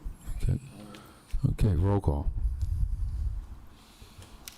Counselor Bergman? Yes. Counselor Balata? Yes. Counselor Economou? Yes. Counselor Vasolo? Yes. Counselor King? Yes. Counselor Mitra? Yes. Counselor Ojeda? Yes. Counselor Rivera? Yes. Counselor Rosen? Yes. Counselor Toomey? Yes. And Mayor Petty. Yes. Transmitting the city's annual comprehensive financial report for the year ended June 30th, 2025 is prepared by the Auditing Department in order by the certified public accountants firm of the Clifton, Larson, and Allen. Send that to MO. Roll call. Counselor Bergman? Yes. Counselor Balata? Counselor Economou? Yes. Counselor Vasolo? Yes. Counselor King? Yes. Counselor Mitra? Yes. Counselor Ojeda? Yes. Counselor Rivera? Yes. Counselor Rosen? Yes. Counselor Toomey? Yes. And and Mayor Petty. Yes.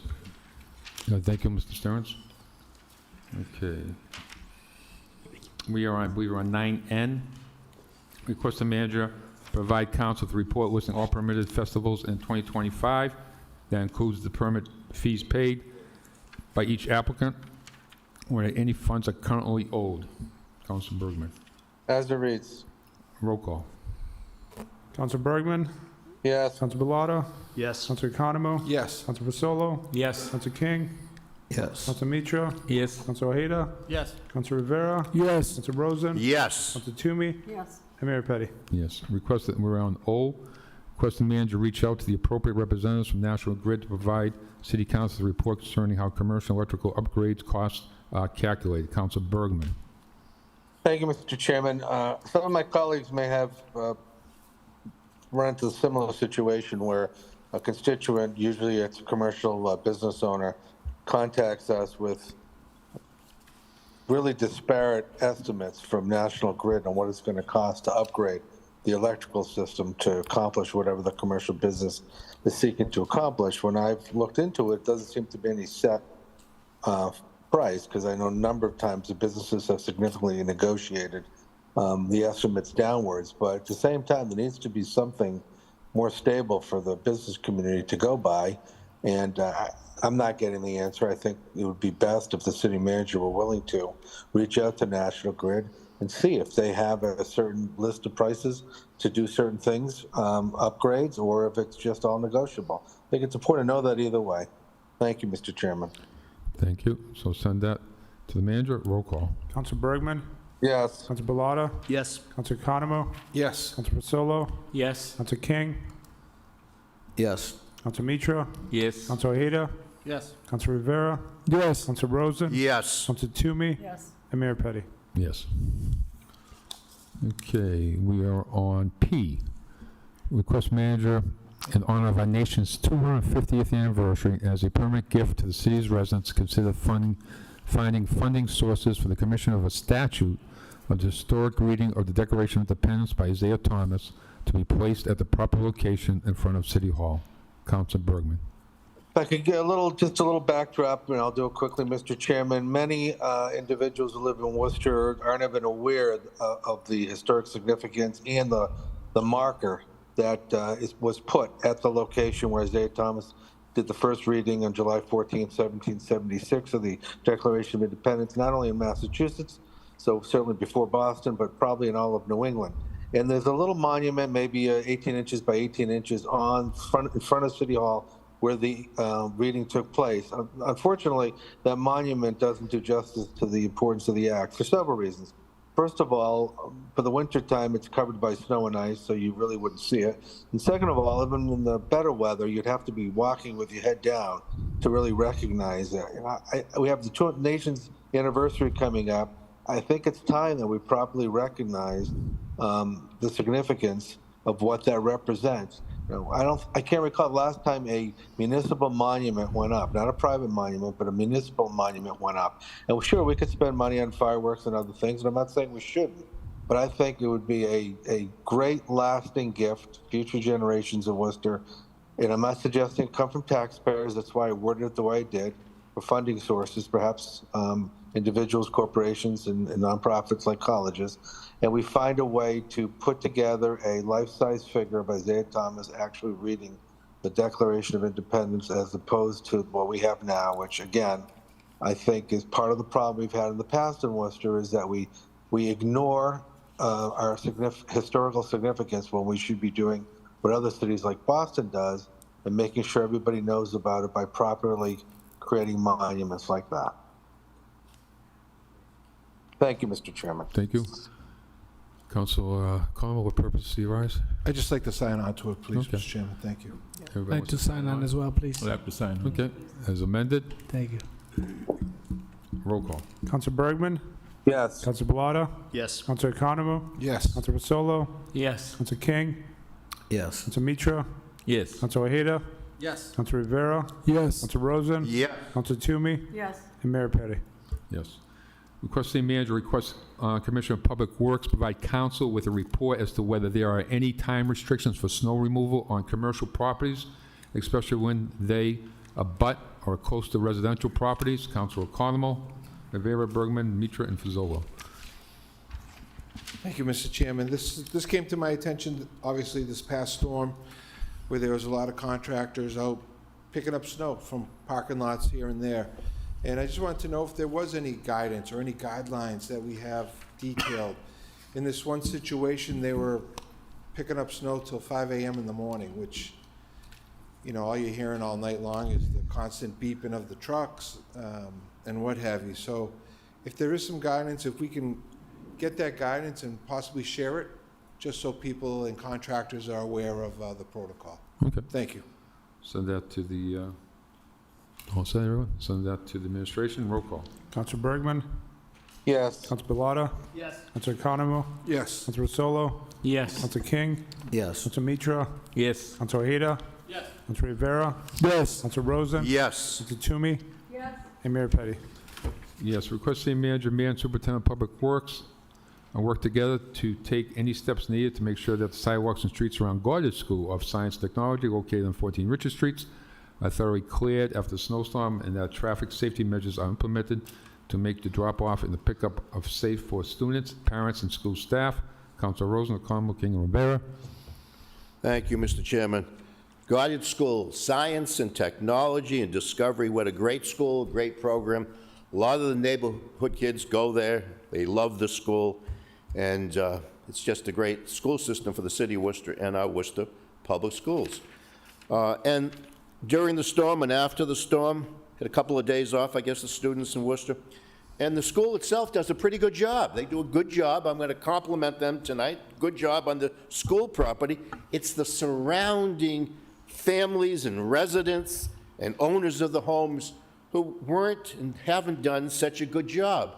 And, you know, I brought up Goddard School because I got a long and a very good email from a parent who has a student at the school, I guess in a special program there, and she's remarkably, she notices all that's going on, and she noticed how many students were walking in the street and how dangerous it is. We know in the morning around all our elementary schools, the drop-off can be dangerous, even when it's nice weather and they're on the sidewalks. But here, students had to walk in the street, not due to any fault of the school, but the surrounding facilities and residences and the owners of those buildings just failed to do the right shoveling and allow the students to take the path on the sidewalks. And I know that we eventually charge maybe $75. We fine them if they don't shovel, but through the chair to the city manager, Mr. Manager, do we ever, maybe like we do it sometimes in the summer when they don't cut their lawn and it's about 4 feet high and the neighbors complain, do we ever shovel the walk and bill the owner? I would have us shovel the walk, some company shovel the walk for us, and I would bill the owner, and I'd also fine the owner too. I'd do both. But I don't think we can just fine them $75 and have the sidewalk still snow-covered and the students walking dangerously out in the street. That doesn't seem to be a solution. So on this, it's the Goddard School. You know, if you can talk to the superintendent, just make sure. And probably it's all elementary schools. You have the same type of request. But on that, do we ever shovel the walk for them and then bill them? Thank you, Mr. Chairman. Mr. Manager? Through the chair to the council, we do. There's been situations, we actually dealt with a situation on the east side of the city with one of our councilors, Councilor Pilata, where we had a situation where they weren't shoveling the sidewalk. And part of the work is not only do we charge them the 75, that we cite them for the unshoveled sidewalk, we then send a contractor, clear the sidewalk, and then we send them the bill of the contractor. And if they don't then address that or pay the bill, then the property is liened. So there's protocols in place for us to be able to do that. Is that a $75 fine every day or every week or just once? Through the chair to the council, it's once, and then we go in when we then get the contractor to clear the property. Then that bill gets sent to the property owner as well. Sometimes property owners pay it, and that's when they react to say, "Oh, I didn't do what I was supposed to do." And there's some property owners who sometimes neglect it, and then that's when we move forward and lien the property because they haven't paid the bills. Thank you, Mr. Chairman. Thank you. Send it to the manager. I'm sorry, Councilor Ojeda. Thank you. Just a few questions to the chair, to the, well, first of all, I definitely want to state that through traffic and parking, we were able to agree on installing the flashing beacon in intersection in that area, including the crosswalk. I think that's important to mention because we want to make sure there's some signage as well in that area, because when they do snowplow, you know, a lot of the intersections are getting built up. You got 4, 5, 6 feet of snow. So we, you know, just to make sure that we address that as well, that at those intersections, we're not going too high. It's hard for the kids to cross. 5 feet of snow, you're not going to see a kid crossing the street. My question is, several questions to the city manager through the chair. How has finding property owners gone in that area, or just in the city in general? Is that something that's pretty common with the snow? I mean, do you see when you find them that we don't go back and find them again, or they we consistently find them snowstorm after snowstorm, or year to year, right? Last year we didn't get much snow, but year to year, can you just answer that for me? Mr. Manager? Through the chair to the council, there are some properties that are habitual and not following the rules, so they were constantly, following through enforcement with that. But there are properties who quickly, there's a situation where they perhaps were on vacation and they forgot, and they took care of the fine, but they just forgot to do it that season. Or that particular snowstorm. So it's kind of case by case, but that's something that, again, as part of this order, we will evaluate and bring back some kind of information on that. Okay, thank you. And another question. I'm trying to figure out how do I go about, as a city council that's in my district. I work at the school right across on the back side of it. But I travel there all the time. The school does a really good job on removing snow, but like Rosen mentioned, that is an issue, going up and down in those neighborhoods. But is there a possible way to create some type of signage or letters to people in those neighborhoods to remind them when snow does come down, it is their responsibility? I don't mind sending messages as a counselor to them, but is that something that you've already put in play? Mr. Manager? Through the chair to the council, we typically try to do that to all the advisements that we put out where our storm is coming, the winter ban, the clearing of the sidewalk. We try to keep that messaging consistently. There's no specific, flyers that we're sending, because it's not just this area. There's many areas across the city that are in this same situation.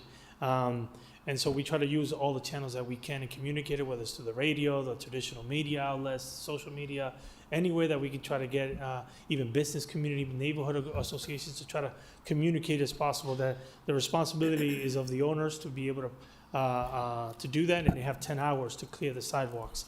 The other thing that we do as part of DPW, we try to work with the school department to identify with the schools what are the priority schools that we need to address that oftentimes have more challenging concerns, and we need to address those. But again, this is something that we can evaluate in terms of our response as part of this order. Thank you. And one last thing, I think probably one of the easiest way and more successful ways would be working with the schools. Every kid loves to bring stuff home to their parents. Here, read it. If there's letters that can be sent home, working with the schools, especially when we have these snow, because then the resident actually receives it versus the building owner, the property owner, who probably doesn't live in the neighborhood and isn't doing a good job. At least we know the residents are receiving it. I think that's the important case of making sure it gets in those homes versus it just gets sent to the property owner. So if we can find a way to connect with the Worcester schools and getting this information out as well. Mr. Manager?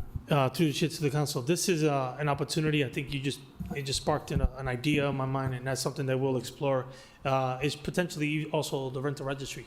We could utilize. We have contacts, so we'd be able to provide information and perhaps some guidance to the property owners itself that own these properties. Aside from the fact that I'll bring this to the superintendent and have some consideration about students carrying that. But I think it more so the property owners and the rental registry could play a role in informing the property owners about that.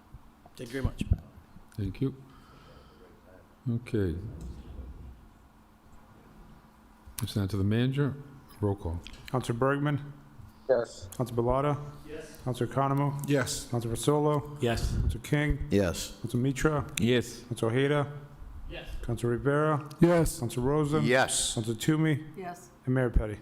Yes, request from manager to provide council with an update concerning a previous request for report detailing efforts to utilize naming opportunities at Beaverbrook Park for Douglas J. Hanum Jr. to honor him for the lifetime commitment to the Little League in Worcester. Council Bergman, Economo, Fazolo, Mitra, Rosen, Rivera, and Ojeda.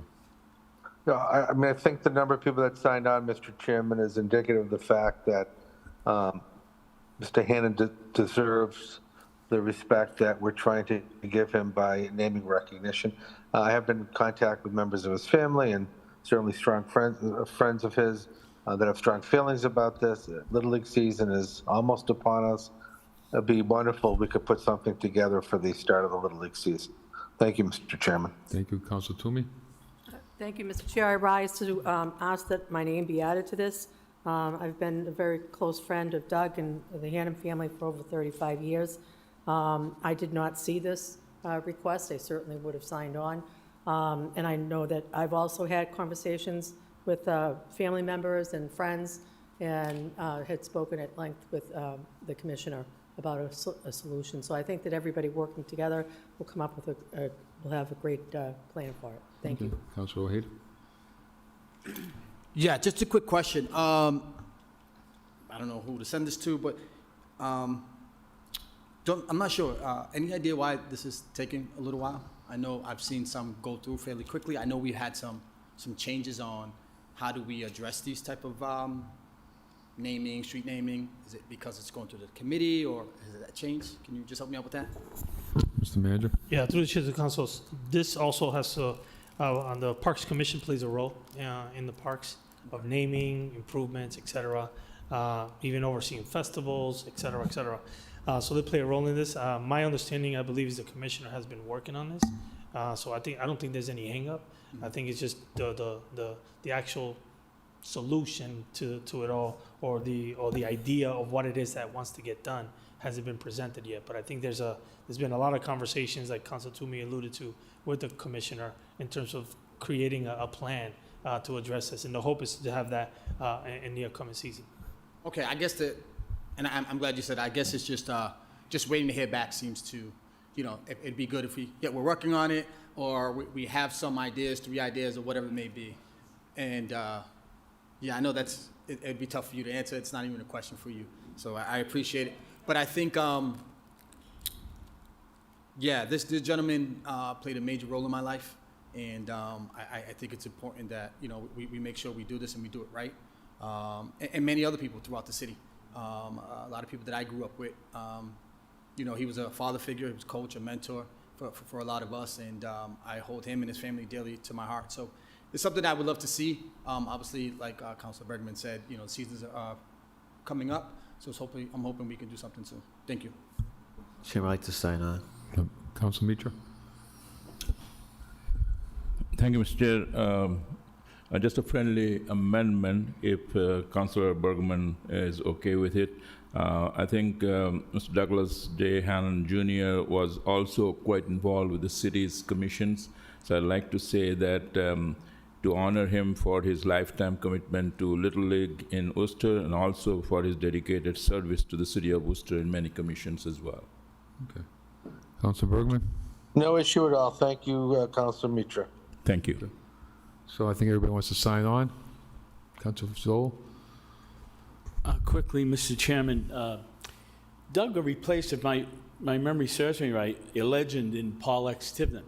And I remember at the time, big shoes to fill, and what a smooth transition Doug took the Little League, I think it's District 4, and just kept the same service as Paul Tivnan did as well. So I just want to put him in the same realm as Paul X. Tivnan. Doug Hanum is a Worcesterite that definitely deserves this recognition. I think we all agree to that. He's a class act and did great for the city of Worcester. So we will send that to the manager as amended, with everybody signed on, and as amended by Dr. Mitra, I believe. Yep. Roll call. Councilor Bergman? Yes. Councilor Bellata? Yes. Councilor Economo? Yes. Councilor Pasolo? Yes. Councilor King? Yes. Councilor Mitra? Yes. Councilor Ojeda? Yes. Councilor Rivera? Yes. Councilor Rosen? Yes. Councilor Toomey? Yes. Mayor Petty? Yes. Request manager, request Commissioner of Sustainability and Resilience identify stormwater runoff locations feasible for rain gardens and retention basins along Lake Quinsigamon and Indian Lake. Councilor Bellata. Thank you, Mr. Chair. had a great conversation today with the Department of Sustainability and Resilience and learned that some of this is already happening. So it would be great to send this to committee to continue to have a conversation and provide more opportunity for the community to learn about what's going on and how residents and neighbors can help mitigate some stormwater runoff and nutrient loading into the lake that really causes a lot of challenges with the lake, and how residents could help with a more holistic approach that the city is trying to pursue. So thank you. Okay, roll call. Council Bergman? Yes. Council Bellata? Yes. Council Economou? Yes. Council Vasolo? Yes. Council King? Yes. Council Mitra? Yes. Council Ojeda? Yes. Council Rivera? Yes. Council Rosen? Yes. Council Toomey? Yes. And Mayor Petty. Yes. We have TU. Request the manager provide council with a report detailing the home rule petitions brought forth by the city manager, approved by the council over the last 10 years. So report should include the date each petition was filed, the status of said petitions, and whether they've been approved, denied, or still pending for the legislature.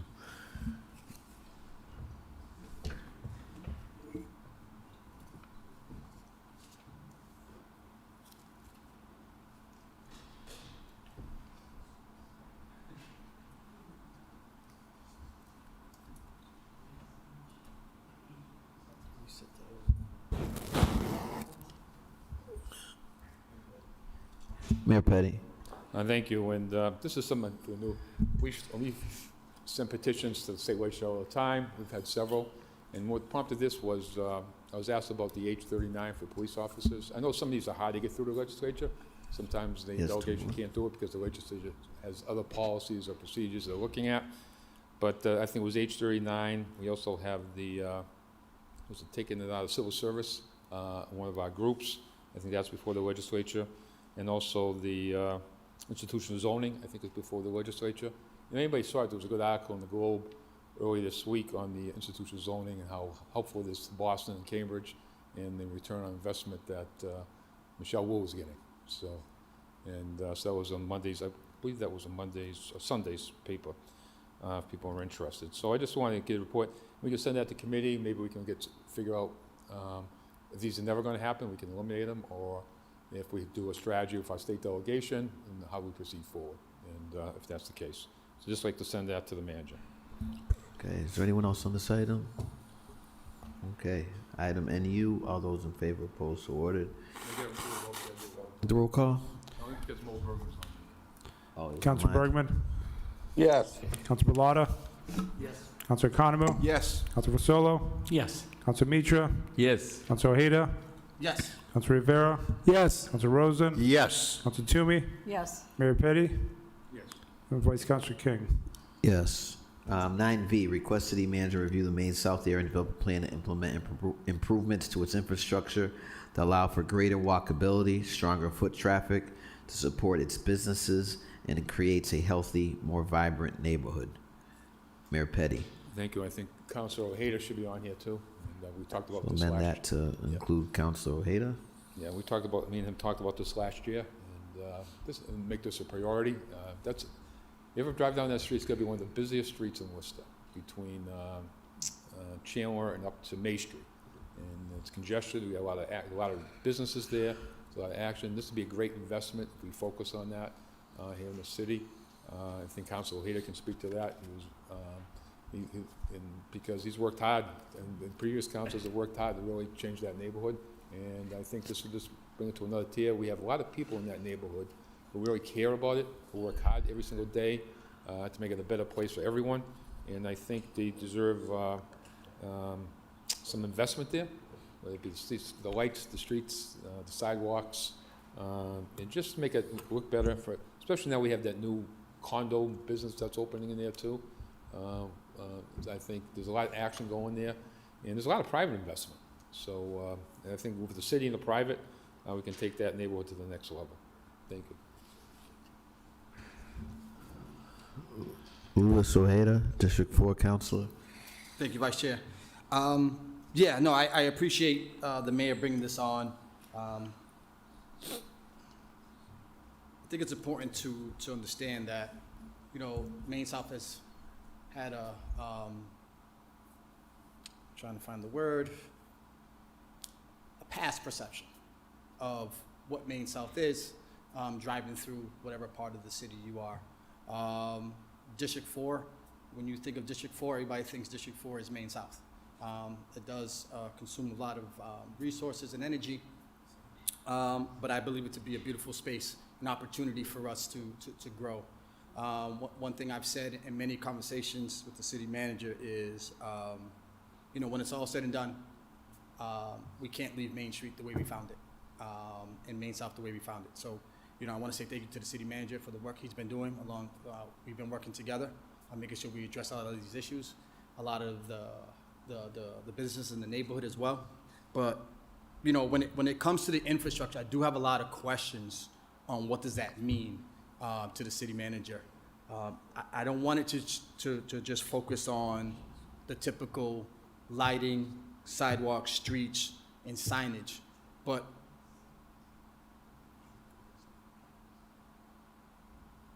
no problem. Like I was saying, I want the city manager to give me a good understanding of when we say infrastructure, what are we talking about? Because I may have some more questions after. So do you mind? Through the chair City to the manager. councilor, over the past couple of years, we've tried to submit, we submitted twice to the federal government for a raise grant that will help us to address Main South, particularly from Chandler Street all the way down to like Webster Square. We wanted to address the entire corridor. And when we talk about addressing the corridor, it's not just simple infrastructure. It's some real infrastructure improvements, whether it's utility, streetscaping, sidewalks, lighting, street traffic lights, etc. Everything, all the way down the corridor, all the way down to Webster Square. So we want to be able to address that. We're going to start to put some efforts. Well, unfortunately, we've been denied at the federal level both times to be able to move forward with this planning. It was about close to $2 million planning grant, and so we're gonna put forward some effort to start some work in the Main South area. This area needs some street improvement. It needs some sidewalk improvements. It needs some lighting improvements. Signalization and some of the, it needs some real attention, and so we're going to put some effort. We've started some of that already with the Department of Transportation and Mobility and DPW in coordinating their efforts and thinking through long term, but we're also going to start looking at that as part of the FY27 budget because this is an area that has been of importance not only for myself, but also for many of different departments, for many different elements that we've been looking at in terms of areas that we need to improve. We're doing some efforts on Massasoit. We're doing some efforts on I believe on Hamilton Street or Grafton area. So we're looking at multiple areas across the city, but this is one of the areas that we've been kind of prioritizing that we need to address. Okay, thank you. I also wanted to make sure that we include some of the basic stuff of understanding the issues that always continue to rise throughout the city, but you know, leaf removal. Like, is that going to include a better job with leaf removal as far as notifying residents? How would we do that? Would we use more social media in that area? Because I think that also impacts the infrastructure when it comes to parking and things like that. Snow removal. Also, you know, a lot of the stuff that comes down to the turnaround time when there are calls to 311, calls to 911. You know, a lot of things I'm discussing now, things that come up in some of the neighborhood meetings. And I want residents to know that, you know, this infrastructure will include should include these items because that helps for a better functioning of Main South. Would this also include traffic flow? I know at the intersection of Main, and Hammond, that's a really tight area. When schools get out, that's a tight area there. So I just want to know if have you thought about traffic flow as well? City manager. Through the chair to the council, absolutely, and that's actually the main intersection that's going to be addressed as part of this effort, because we have to work with Mass DOT on that. This is a Route 9. This is a state kind of corridor, so there's multiple partners that's going to be at play here, but that's actually the main intersection that needs to be addressed. It's a little wonky, so I understand the challenges there. I grew up in that area, right on Hollywood Street for a few years. So we definitely know that this is an area that needs attention. When you talk about information of leaf pickup or snow. That's not just improvements in Mesa, we need to do that across the entire city. And I think we talked about this system, the alert system that we're gonna launch soon. Where right now we're in the midst of waiting on execution of that contract from the vendor. Once we get that contract executed, we'll be able to launch that. So that's gonna improve the communication to residents. But residents need to sign up to that system, so we encourage, and we're gonna encourage that in the neighborhood meetings for people to sign up. But that's gonna be a one way that's gonna enhance our ability to engage and communicate with residents. So there's a significant amount of work. I know that there's a previous order that we're currently actively working on that hopefully we'll bring to council, where I believe yourself and Councilor King had brought forward related to an audit or some information related to the dispatch times in this area. I think just in a I can't think of the word either, but on the surface level, this is the area that has the lowest in terms of actually the fastest dispatch time in terms of response, because there's a lot of support to this area. And so, I know there's a stigma to Main South, and some people feel and believe that Main South it's overlooked or people are not paying attention. I do want to say that's incorrect. We're heavily paying attention, not only to Main South, but also many quarters of the city. And I think, the work that you and I have been working with the mayor and this council body is going to, again, eventually create some more opportunities for that area to see further infrastructure improvements. Thank you. And there's so much more, right, that goes on with, like I said, the infrastructure, right? It's not just changing a light bulb here or there, but it's actually using the correct lighting. But there's also issues that are going on at the street level, right, with the unsheltered, substance abuse, drug use, use of drug sales as well. So I want to make sure that residents understand that that's the full approach that I, as a district councilor, and working with the city manager and the mayor, is that the approach that we need to make sure we take. I want residents to know that, again, it's just not about making the sidewalks look nice or new streets and new signs. It's about addressing all those issues that they face the minute they open their door. For me, that includes, dealing with the infrastructure. I want people to feel safe. I want people to be able to come out and talk to each other, go down to the 311 center, which is working really well. And again, I want to say thank you to that. I appreciate that. But again, since we're going to be in those streets, in those up Main Street, is to make sure we can identify what are those issues that are going on that I'm speaking on now, to continue to, again, doing over Main Street, new lights and everything like that, but then you continue to see the issues that are going on. Those are the things I want to make sure we address as well. So, and also, how do we support the businesses through the process? I think it's important for them to understand that. City manager, to the city manager, you mentioned that it's a state road. Is that correct? Can you explain what that really means as far as what we're allowed to do on our street versus what the state has, as far as, because again, I'm in meetings and they want to know how come certain parts of the street or Main Street can't be done or haven't been done, or similar to like what's going to happen on Chandler Street, where that's supposed to be a new redesign on Chandler Street as well. So I just want clarification on, so people, whoever was watching, or I can send this to them, so they understand what, as a counselor, when it comes to, say, the side streets and roads that I can address with our budget versus what you can do and what the state should be doing. City Manager Batista. Yeah, that's It's a lot. Yeah, and it would involve a lot. Basically, the state has jurisdiction on infrastructure improvements on their roads.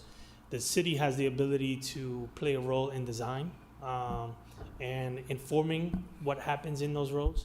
But the state plays a role in infrastructure and funding of those areas, because that's a somewhat considered a state road or a state route or a state highway, et cetera. That happens. It's just like Belmont Street, right? Mm-hmm. State plays a big role on Belmont Street because it's also a state corridor. There's projects, for example, like Chandler Street, that was a little bit nuanced, because Chandler Street, in the area that they were trying to address on Chandler Street, it was listed as the highest accident or fatalities in the state. And so we needed to address that area. I mean, we needed to address it quickly because we were seeing a lot of pedestrian accidents in that particular area. And so we needed to mobilize to find, and that's been, I think, probably 5, if not 6 years in the making, and it's still in the planning process to come with a full design on that effort. Because again, a lot of these funding is not just city alone funding this project. Oftentimes we need federal dollars, and oftentimes we need state, and sometimes we need all three to be able to put these projects together. For example, the project that happened in front of City Hall here, that Main Street, that happened a few years back, that again involved state resources, city resources, and federal resources. And that was an $11 million project, just in about half a mile, if not three-quarters of a mile or so. Again, all these projects take time. We've been working with the federal government to apply for grants to give us some ability to start the planning process. But then those are efforts that we're going to have to work with the state. Also, there's a process that Mass DOT goes through. It's called the TIP projects. And they allocate a certain amount of funding for TIP projects. And CMRPC plays a role as our Central Mass Regional, I forgot the last, organization. They play a role in also identifying projects in the region and selecting those projects for improvements and for infrastructure improvements. So it's a cumbersome process that takes many different kind of entities involved. So it's not simply, hey, we want to fix that street, let's go fix it. Right. That we have more ability to do that when we're addressing kind of smaller arterials, like a Massasoit Road, for example, or when we're addressing neighborhood roads. It becomes a little bit more simpler or more easier for us to be able to manage that effort and that work. But when you're doing full reconstruction of a road that impacts utilities, that impacts sidewalks, it impacts lighting, sometimes you have to move street poles. You have to impact the neighborhoods in terms of the lighting, the businesses. So it's a more involved than simply just addressing a residential.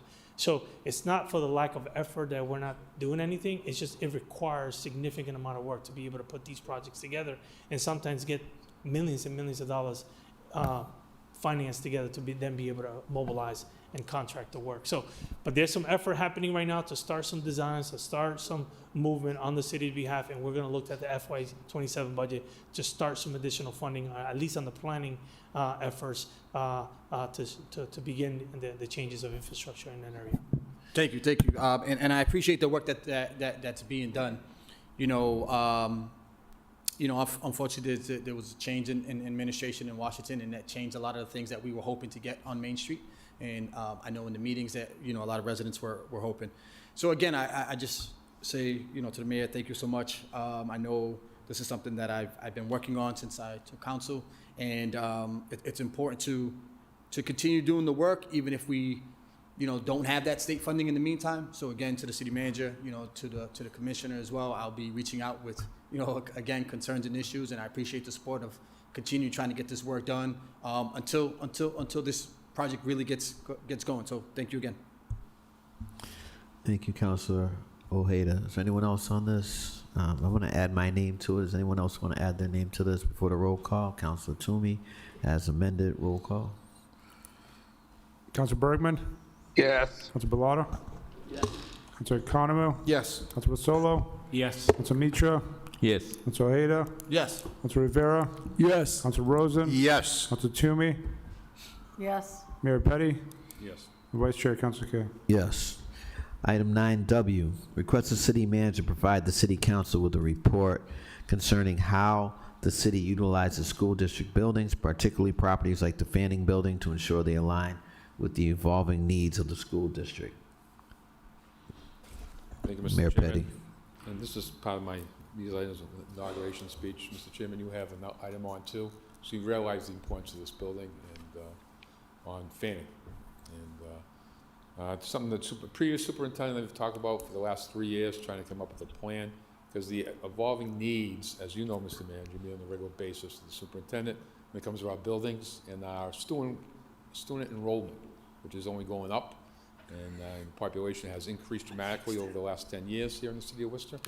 And I know we're reviewing right now how we're going to reposition the districts in the future, making sure that the students are allocated fairly throughout the district. But this Fanning building has been always been talked about in the last 3 years. I just want to make it a priority, how we look at this, and how we're going to integrate it with the Worcester Public Schools and make sure that if we need to use it for a school building, that we're able to do that. Because we are growing, especially in the downtown area. Schools are getting full, and we need more space. So I think this would be the perfect part of that. So I'd just like to send that to you, Mr. Manager, and you can work with the superintendent. Thank you, Mr. Mayor. We can roll call. Okay, is there anyone else like to speak on this? Oh, you should go out of the room. So it's Councilor Louis Ojeda, District 4 recused himself. Roll call. Councilor Bergman? Yes. Councilor Bellata? Yes. Councilor Economo? Yes. Councilor Pasolo? Yes. Councilor Mitra? Yes. Councilor Ojeda recused himself. Councilor Rivera? Yes. Councilor Rosen? Yes. Councilor Toomey? Yes. Mayor Petty? Vice Chair Councilor King. Yes. I'll get this started anyway. 9X, request city manager provide city council with a report detailing the monthly maintenance costs the city is paying for the Worcester Auditorium, Seaver Street building, the former Registry of Motor Vehicles property, and the Denham building. Said report should include associated development timelines and updates on any related RFPs associated with said properties filed by myself.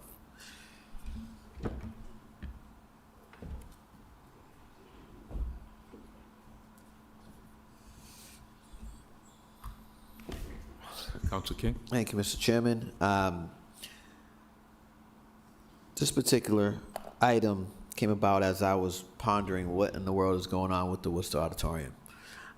We've been waiting for quite some time. Jake Sanders, who's formerly employed here at the City of Worcester, has been a lead on that particular project. In addition to that, we had an item, I think it was last week, where we appropriated an additional $200,000 for the maintenance costs of Seaver Street. We have, or the WRA, I believe, has acquired the Registry of Motor Vehicles property, as I understand it. And of course, we now also have the Denham building. What I'm really looking for first is to amend this with a report detailing monthly maintenance costs, not just for 2026 or 2025. I'd like to go back maybe 5 years. So that would be the amendment. Through the chair to the administration, can you speak a little bit to what is going on at Worcester Auditorium? Part of this isn't simply the maintenance costs. I'm also interested in, the RFPs. Where are we at? Are we looking to do anything different, not just there, but in other locations? Do we have an idea, approximations of how much we're paying for these properties for maintenance? Thank you. Mr. Manager? Through the chair to the council, I don't have an idea right now, but that's something that we'd be able to put together as part of the report. The particular to the Worcester Auditorium, that's been vacant for probably 20 plus years. The city's been fronting the bill and sustaining that building and trying to keep it up and running to what its current form for the past 20 plus years. Whether it's fixing minor things, dealing with water leaks, making sure the building is secure, dealing with the roof. I mean, you name it. There's been a lot of effort in trying to sustain this building.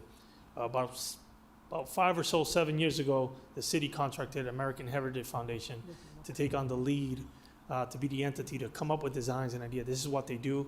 They did that with Faneuil Hall and other historical buildings. They look at historical buildings, they provide a kind of design or some strategic path that the then municipality can then work to help to bring that into fruition. So they've been doing that. They've had some number of extensions, contract extensions with us to be able to continue moving forward on their current idea.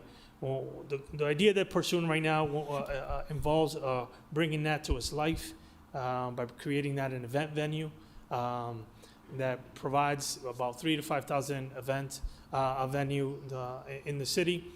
They've been working with many different partners, not only across the state, but across the nation, in trying to find a solution for that. The hardest thing about that building is, one, is finding ownership. Who eventually would want to take ownership? Or does the city continue to take ownership? kind of similar like we do with the DCU. We own the DCU and we contract a company to operate the DCU. We owned Polo Park and we contract and we lease the park to the team to pay the lease there and operate that facility. Is that a possibility for the auditorium? Or is that a possibility that eventually the strategy is to sell to an operator that can operate that building and own the building as well? Part of the efforts is trying to put together a capital stack of financing to be able to bring that building back to life. We have a war memorial in that building that we have to preserve, and so that's one of the challenges. There's also a little theater in the back. So again, there's been a lot of conversation with multiple partners who have interested, who have either verbally shown their interest or have made some initial commitments. The governor made a commitment to match some federal tax dollars that we would go after. We would go where we have received some commitments of a $25 million federal tax dollars, historical tax dollars for this property, and then the state would match an additional $25 million. But that's not enough to be able to bring this building to life. It's a massive mammoth in the city, so we got to address that. In addition to the other buildings that were listed here, the Registry of Motor Vehicles, that was a state-owned building, Mass DOT. What we did, we went to the state and asked the state to be able to provide that building to us, to give us better leverage in putting that building out to bid for developers. The state tried to do that in getting residential developers as they were trying to dispose of state-owned land for the purposes of housing. That's been one of the governor's priorities. And so we asked them, could you provide the building to us, give us the building, and then we would work to get a right developer to develop that property. And so that just happened in December, where they transitioned that property to us, where we would then work quickly in turning that property over and getting a developer that could take ownership of that property. So there's a number of things. Seaver Street, the city acquired that property as part of Becker's kind of disposition, or Becker College closing its doors. City acquired these two properties. There were some initial plans and ideas. When I came on, I looked at overall the assessment and the needs of the city and identified that these are potential properties that we at this moment would not need, and we could find other ways to be able to offset this property and not continue to carry the cost of these buildings when we saw many municipalities across the nation go into this remote environment. It reduced their actual building footprints. And so right now, there's a lot of moving pieces for every single property, but I'd be happy to bring forward a report in terms of the status of where it's at and what are some of the costs associated with each property. Thank you. And as we continue to assess the Mankitti Group effort as relates to the tie that went into subcommittee economic development, the Denon building is also part of this order, Mr. Chairman. I did watch the WRA meeting that was held regarding this project. That chairman and a number of the folks on the WRA were expressing concerns about us realizing and kind of achieving completion of that project. There were some discussions about the cost overruns. There was a negotiation that you could witness in committee that was resolved. And we know that there's been extensions. I'm aware of some of the many challenges with that particular property. But I would like to just make sure that's included in this report. Mr. Chairman, to the administration, if you could just speak and just let the public know that, your efforts with regards to the Denon building, that was a significant undertaking for us, and it's a significant project. We know that the nonprofits were housed there, a number of them. We know the situations as they were in sort of like condos, and the cost became too much. And then they've since, I think Katie Kroc and those folks stepped up and met the need for the city. So if you could speak to that before we move on this matter, Mr. Chairman. To the chair, to the council, you referenced the Denham and you kind of gave a little bit of brief overview. Exactly what you said. There was a number of nonprofit organizations in the Denholm building, and in his heyday was, really the staple of downtown, where people came and were able to shop there. And over the years, different vendors and different organizations and different entities have occupied that building. But it came to a situation where the building it requires so much maintenance. The vaults underneath the building were in really tough shape. They lose power, they had water leaks. I mean, you name it, the Denholm building become very tough for these agencies to sustain, because as you know, when you're a condo association, the condo association becomes responsible.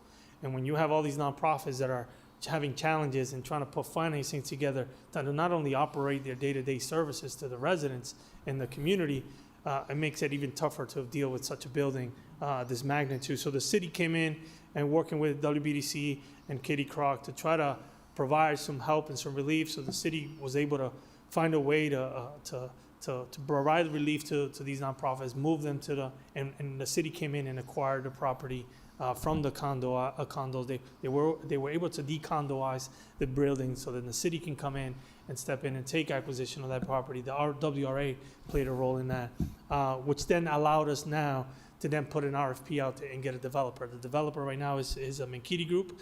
And as you stated, they've had some opportunities to do due diligence and go through that. And most previously, they requested an extension that was granted with some conditions on that extension. But again, this is a property that has been a staple in this community, and is a property that's going to require some significant amount of work to be able to address the needs of that building. Thank you, Mr. Chairman. I would like to amend this order to include any updates from pertaining to the American Heritage efforts regarding the Denholm building, and also to amend it to request the minutes be provided to the council regarding the WRA meeting that I referenced pertaining to the Denholm building. I'd like to see that to come to the council. I know it's there. We can go find it. And then I'd like that to go to committee, if that's the will of the mayor when it comes, or the chair when it comes to this body, and if that's the will of this body. I think the more information folks are watching. I'm not sure whose responsibility is to bring that building down, but I certainly think that the communication will go a long way for the city, Mr. Chairman. Thank you. Thank you. So now the manager is amended. Roll call. Councilor Bergman? Yes. Councilor Bellata? Yes. Councilor Economo? Yes. Councilor Pasolo? Yes. Councilor King? Yes. Councilor Mitra? Yes. Councilor Ojeda? Yes. Councilor Rivera? Yes. Councilor Rosen? Yes. Councilor Toomey? Yes. And Mayor Petty. Yes.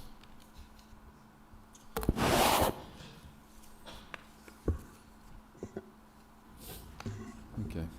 We are on 9Y, request of the city manager to provide council with a report relative to the safety audit occurring at the Fanning Building, along with plans for future use. Council King. Thank you, Mr. Chairman. I certainly appreciate Mayor Petty's prior order regarding the Fanning Building.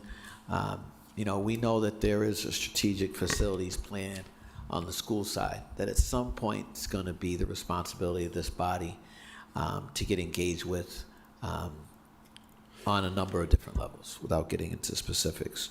That being said, our departments, code, inspectional services, fire, et cetera, they're part of assessing the health and overall safety of school facilities. Mr. Chairman, I brought this up previously. That particular building has not been safe. That particular building has had a number of issues with fire, with code. It's had a number of issues over the years.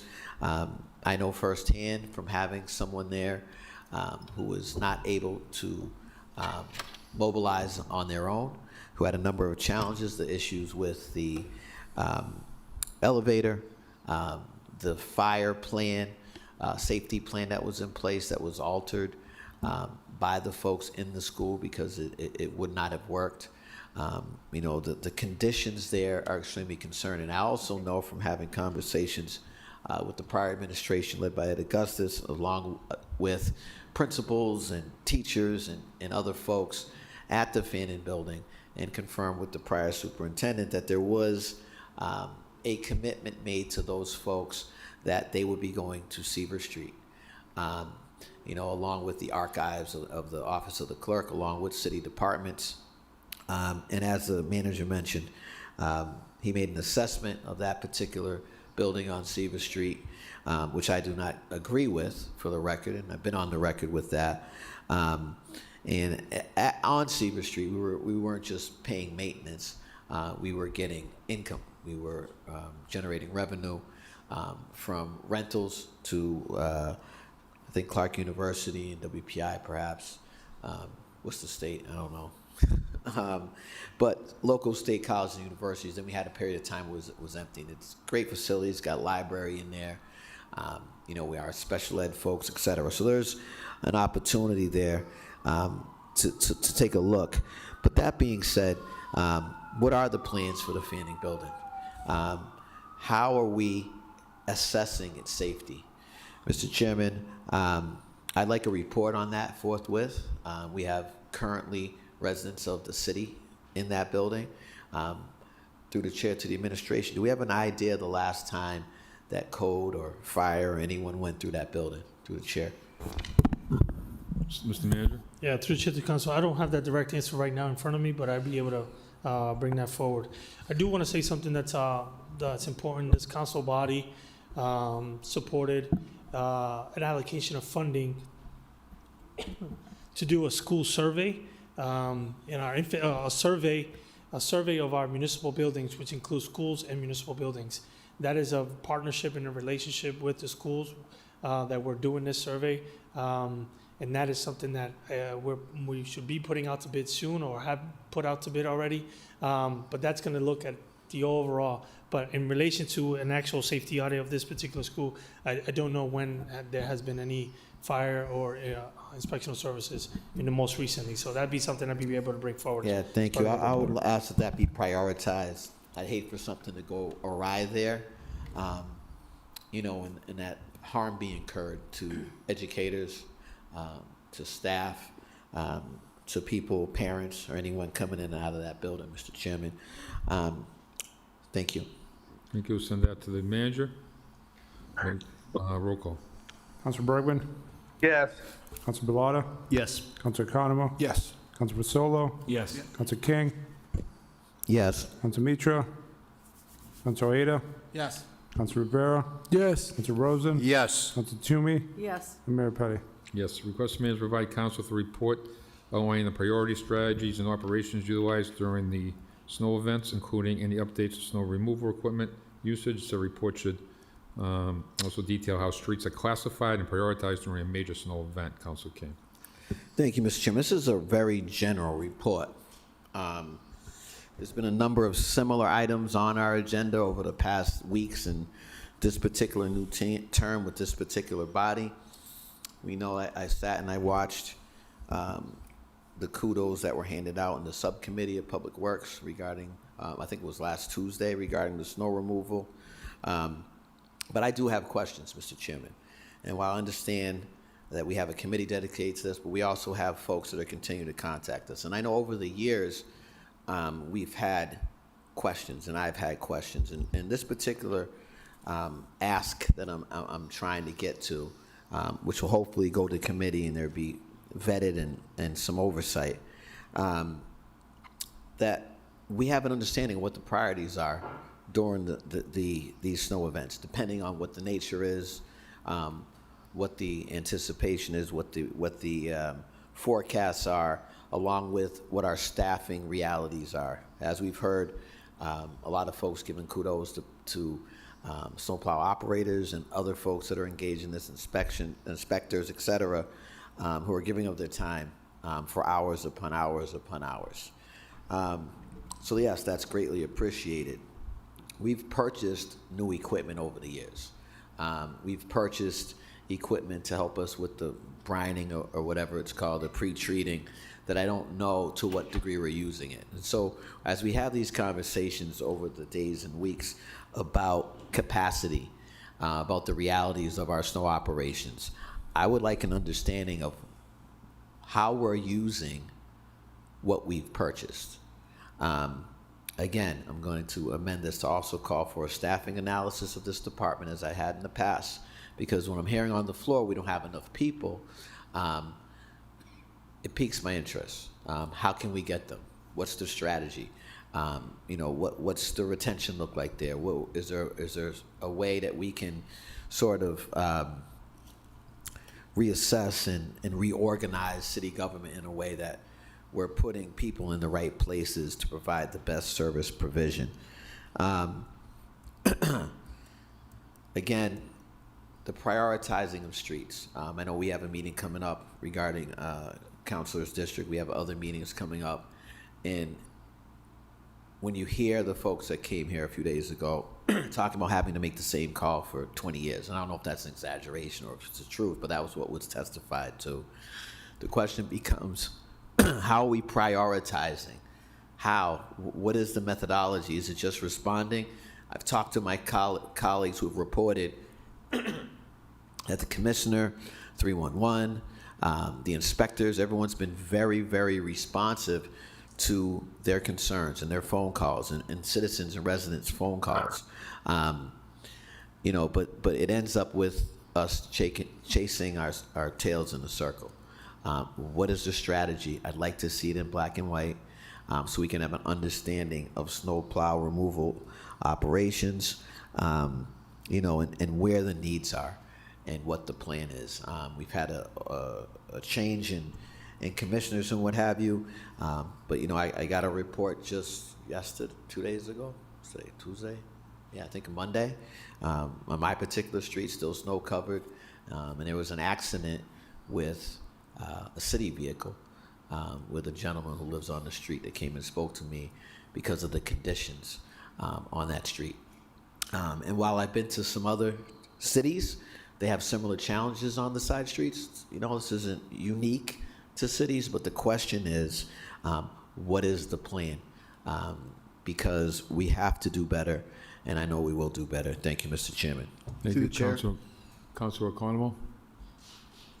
Thank you, Mr. Chairman, for clarification too. I just want to let my colleagues know, since I was sworn in, I've had discussions with Commissioner Westerling, discussions with the city manager and the commissioner, and I think we'll see a report coming out shortly that'll outline exactly the process, exactly what goes down, when our crews are called in, when salt operations proceed, when we start snow plowing, all of that. I feel our team did a great job. They were out for 30 hours. They needed to get some sleep Monday night. They were back out Tuesday, Wednesday, Thursday, all week last week, cleaning up. As I've mentioned to the city manager, I think one of the issues that's probably handcuffed us a bit has been the alert system. And I know, Mr. Manager, I know that's coming forth as well soon, so I greatly appreciate that. But anywhere you look in the community, whether it's here, to the east, even Holden, expectations needed to be set. We haven't had a storm like this in years, and it's almost like putting your training wheels back on. So I look forward to that report. I think our crews did a great job, and I continue to think that once this comes forward, everybody will have a better understanding of process. Thank you, Mr. Chairman. Okay, Councilor Through the Delata? chair, I just would like to make an amendment to this if there could be some information on how contractors are paid, what Sure. the process is, because I've heard just through word of mouth that that in the past contractors have been paid months later. I don't know if that's true or not, but it would be great to know that, and maybe that could help with recruitment. I don't know, but it is concerning because yes, this was a very large storm, and we haven't. It is challenging, especially in my district, in the neighborhoods like Gage Street, up on Shelby Street, Hamilton Street, where parking's tight. People don't always cooperate with moving their cars. That makes it even more difficult for DPW. But definitely is frustrating and I've had good conversations with the manager and Commissioner Westerling on this, and appreciate all the effort. But yeah, it's definitely concerning. And I know a lot of residents remain concerned, so it'd be great to just have more information. Thank you. Thank you. Councilor Fazol? clarification on the amendment on staffing. I'd just like to ask if what I heard is true. Has the CDL requirement been removed on the trash pickers? Mr. Manager? Through the chair to the council, for the drivers, they're required to have CDL if they're driving, but the ones that are running in the back, it's not. So we've been able to kind of offset labor. So there's a number of laborers that don't require CDL. And so I know that historically there was this conversation where just to get into DPW, you needed a CDL. Right. That's not true. We have significant number of laborers and folks that have entered as laborers. We put them in different positions, like to run and pick up the trash and whatnot. And we actually now, this body actually supported the creation and supporting an effort to start a CDL program in-house to be able to certify our individuals that want to get a CDL so they can have that opportunity as well. Thank you. I appreciate that clarification because that was out there that you need a CDL license if you wanted to, even apply for the trash picking. So I just wanted the general public to know that in case, because I'm told we're short bodies there, so we need people. Again, this past weekend, unfortunately, trash was not picked up on time on Saturday, and they had to come out on Sunday, and it's due to the lack of manpower. So I appreciate their efforts, and I look forward to hopefully hiring some more help. Thank you, Mr. Manager. Appreciate it. And thank you, Councilor Ojeda. Thank you, Mr. Chairman. I've got a question through you to Councilor King. Is this going to, or would you like it to include snow removal around the bus stops? On the way here, I think I haven't seen, there's many of them that's just not plowed out. Is it on us as a city? I believe it's on WRTA. And also my other question to the city manager is, what is that process, if there is a process through WRTA, and then also the fire hydrants? There are many fire hydrants right now that are just full of snow, they're covered with snow. Can you just let me know who is actually responsible for those items? Mr. Manager? I'll answer very quickly the fire hydrants. Fire hydrants are the responsibility of the property owners that are abut that fire hydrants. Okay. Just as they are to the sidewalk or a crosswalk that they're abutting. And so if the property has sidewalks, fire hydrants, and crosswalks, that property owner is responsible for clearing all of that. So businesses and individuals, correct? That is correct. Property owners that are abutting. So All right. it may not be a business, but it's just the property owner itself. Yep. And then as far as, I know in some areas, I've seen where there's a post to identify there's a fire hydrant here. I know in some areas throughout the district, there hasn't been. Who puts those down? Is that on the resident to put, I think it's like a yellow post to identify? Can you just tell me Mr. who's Manager? responsible to? Through the chair to the council, I'm not sure on that. I would actually. Because a lot of them are, just some that are just, they get plowed in because they don't realize it's there. Yeah, I'm not 100% sure on that, but that's something we can bring back as part of the report. Okay, no, that's fine. I think Councilor Toomey may have. Clarification, I filed a couple of orders on this previously, and it's come to public safety, and it's actually, those poles were deemed a safety issue, and so the fire department does not put those on. If there are poles there, those are put on by someone else. So they're not, because I suggested for the same reason, we did make sure. But not only, so the other thing for clarification is, yes, the property owner that the hydrant abuts is responsible, but I just want to make a point that everybody who lives on that street is going to be impacted if there's a fire and that fire hydrant doesn't get cleaned out. So people should take turns and be a good neighbor. Thank you.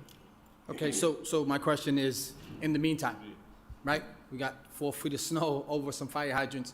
What are we doing to address those? And then the WRTA, I don't think I got an answer. If it's on them to do it or we're doing it, and if they're not doing it, how are we making sure they get it done? To the WRTA, I think as part of the WRTA, as part of your amendment to the report, we'd be happy to bring more detail in terms of responsibility regarding WRTA. In the meantime, I think using the app 311 residents, or if you see a resident or neighbors that are in the area, they should actually take the initiative to clear it out. Okay. Because it's going to be pretty tough for our inspectors to be able to identify every single one across the entire city. So, again, just because I don't think I heard the answer just yet, I know it's through the report, but has there been any conversations, I guess I should have said that through the chair, to the WRTA regarding removal of snow right now? Because people are literally in the streets waiting for the bus. Mr. Manager? To the chair, to the council, I'm just not prepared to answer that question because I haven't had the conversation with the DPW to understand if that request had been made to the Okay. WRTA or not. All right, thank you. Councilor Toomey? Thank you. I just rise to add that maybe kindly add storm drains, that they should be shoveled out as well, because as the snow melts, you need to have that clear, and sometimes it blocks everything up and makes things worse as it goes. And you can actually identify where the storm drains are just by looking on Google on your street. You know, here's a storm drain here, we can do that. And I know that on our city website, we do have some information too, where the hydrants are, and we've talked about that before. Thank you. Thank you. Councilor King?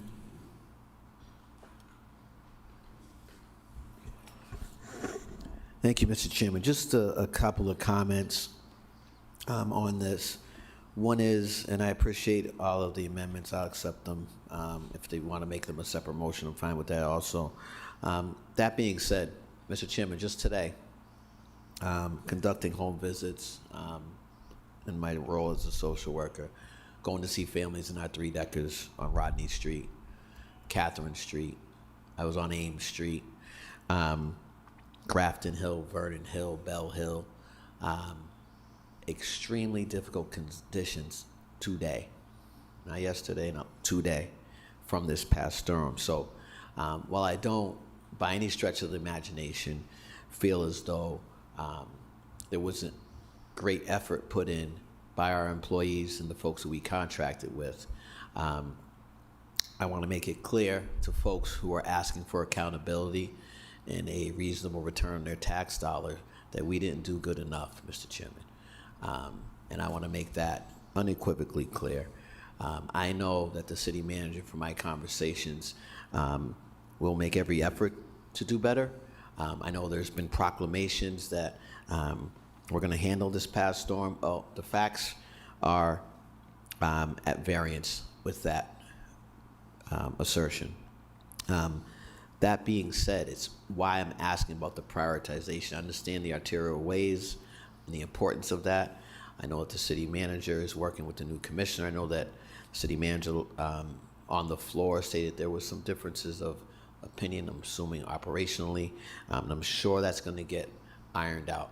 But I do not want to make the folks who have repeatedly contacted us in so many different ways under any sort of notion that I, as their at-large counselor, do not understand where we fell short, Mr. Chairman. And we did in many ways. So this is something, again, every year, but we have invested. We have increased the amount of money that we're paying for contractors. We have purchased equipment, Mr. Chairman, through the chair to the administration. And this Councilor Economo just mentioned a potential incentive. And so my question is, when we're paying our contracted snowplow operators or sanding or whatever the case might be, are they paid when they leave their house? Is that when the clock starts, or are they paid when they get to the job site that they're assigned to through the chair?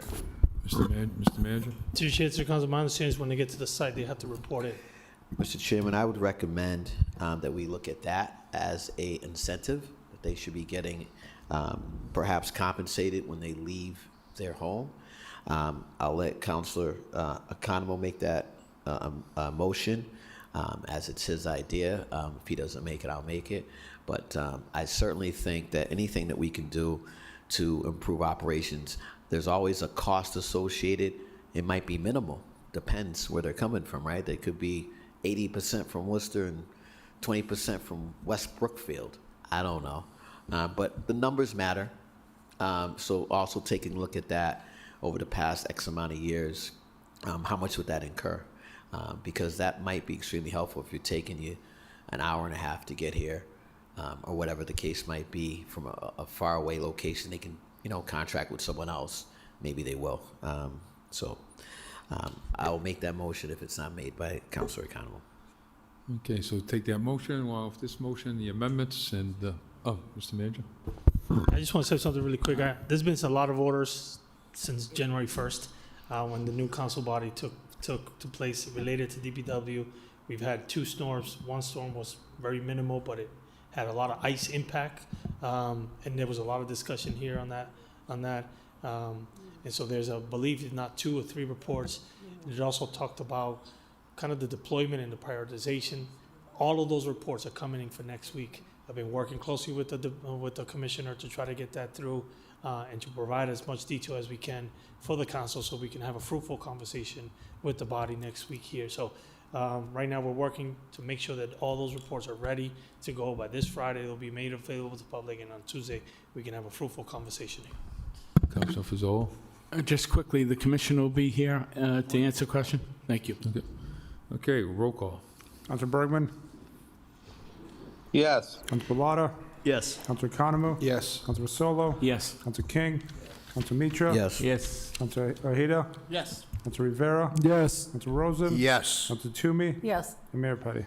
Yes, request the manager, request Commissioner of Transportation Mobility provide council with a report detailing how the winter parking ban on Hamilton Street moving west in its approach towards Plantation Street can be improved in a way that would ensure there is enough parking for the businesses on the street. Said report should especially consider allowing for parking on one side of the street. Councilor Toomey? I was contacted by a couple of business owners in the area, and it really is an area that I think we could improve accessibility for those small businesses that are on the other side of the street, especially. So I appreciate a report coming back discussing this. And I don't think it's the only area in the city that falls into this category, but it's one that I know I was contacted by, so that's why I focused on that address. Thank you. Okay, thank you. Roll call. Councilor Bergman? Yes. Councilor Pilata? Yes. Councilor Economo? Yes. Councilor Solo? Yes. Councilor King? Yes. Councilor Mitra? Yes. Councilor Ojeda? Yes. Councilor Rivera? Yes. Councilor Rosen? Yes. Councilor Toomey? Yes. And Mayor Petty. Yes. 10B, request the manager provide council with an update concerning previously adopted requests for a report concerning the legislative actions occurring relative to seeking additional funding from the MSBA. Councilor King? Do you want both of these together? Yeah, you want to take them concurrently?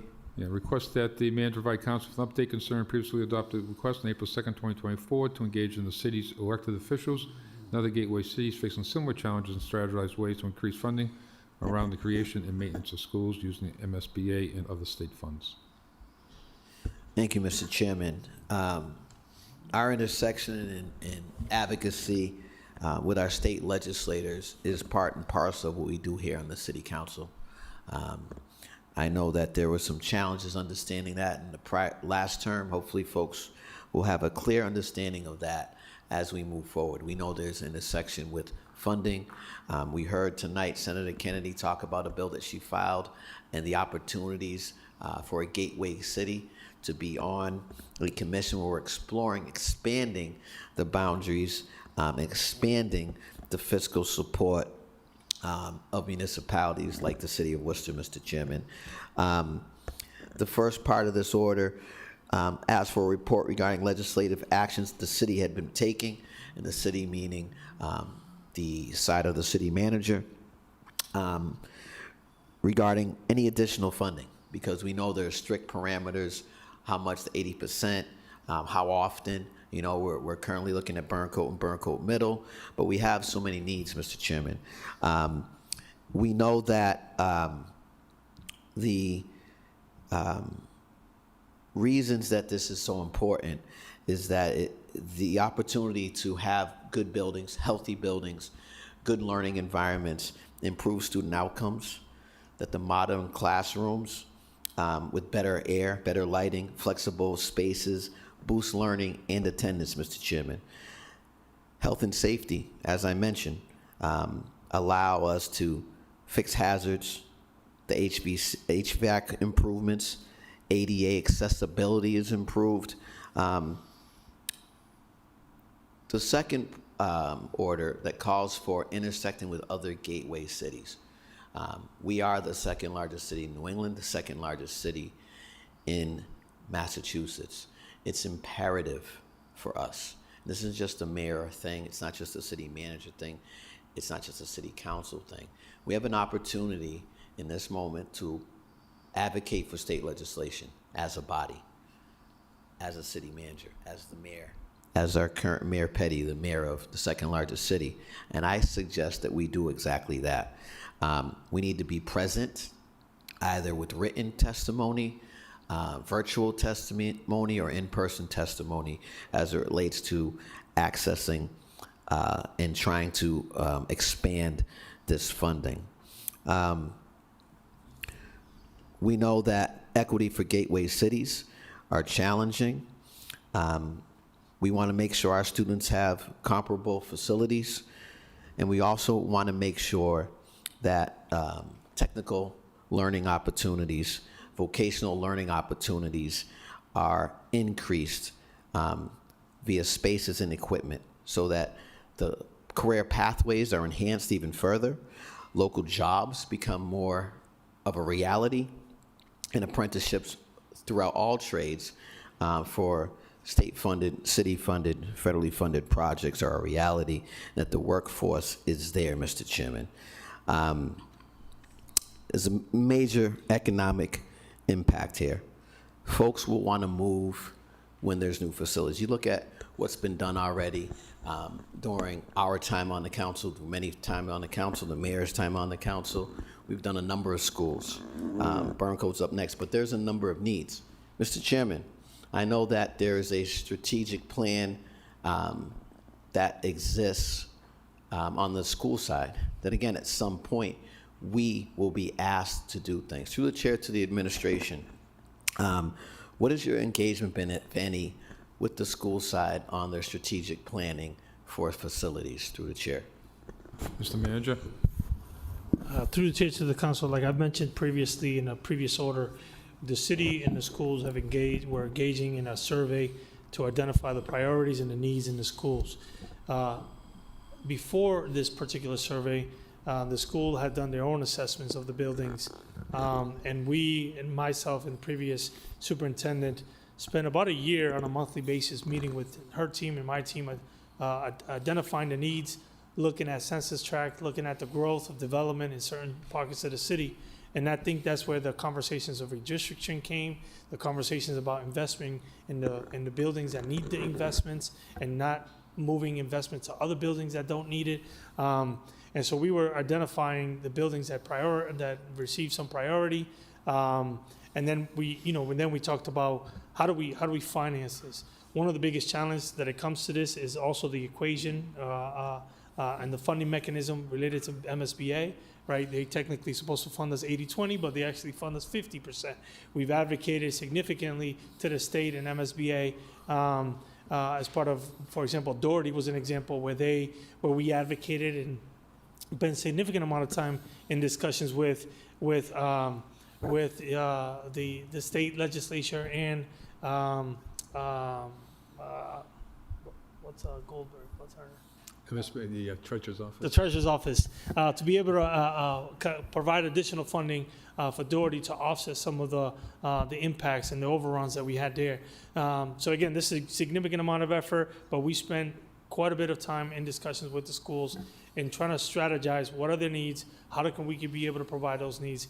That's why over the past 3 years, me being a city manager, we've given over $20 million of funding to the school department for infrastructure, whether it was ARPA dollars for ADA improvements, whether it's dollars that we increased their capital allocation, utilizing block grant dollars, and part of that investment went to Roosevelt, creating a stabilization account to be able to offset some of the debt in the schools. So this has been a significant amount of efforts on on the administration with the council in trying to provide additional dollars to the schools.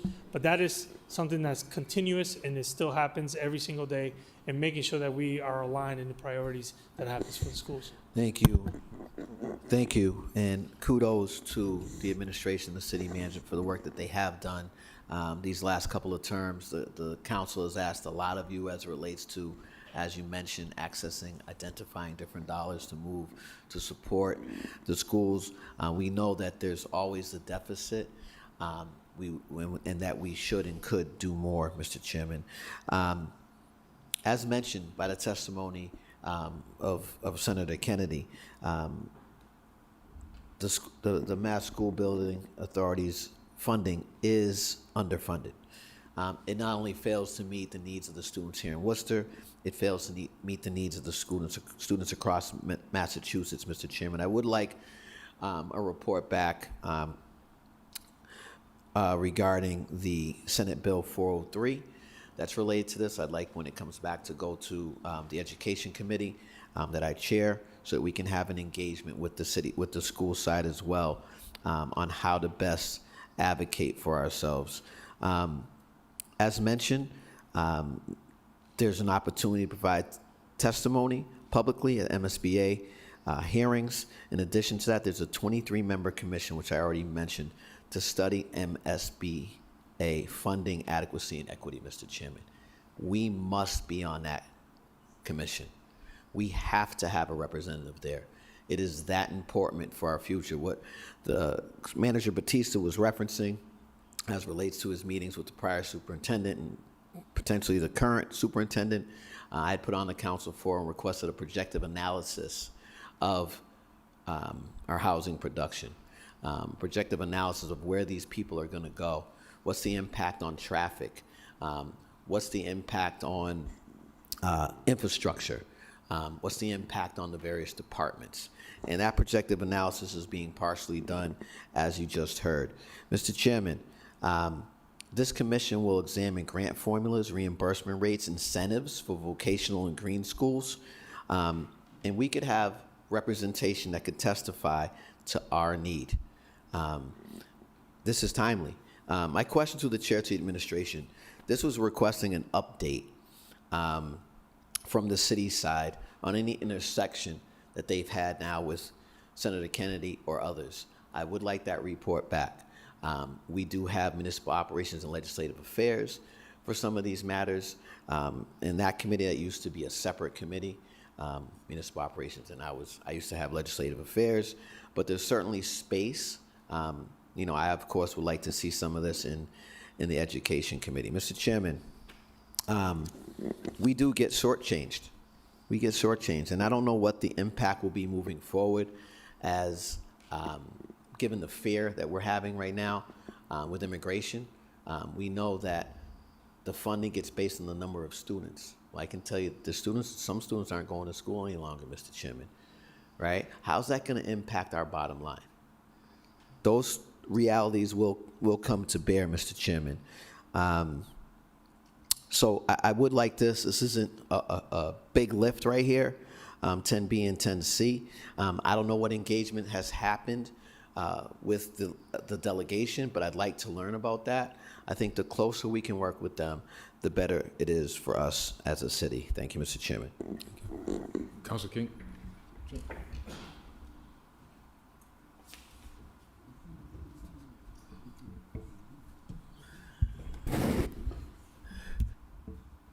Mayor Petty.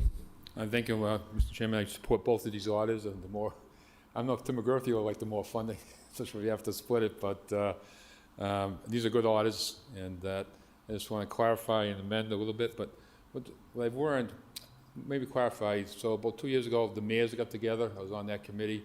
It was led by the mayor of Lynn, and we wrote a letter to the legislature and to the treasurer, asking for additional funding.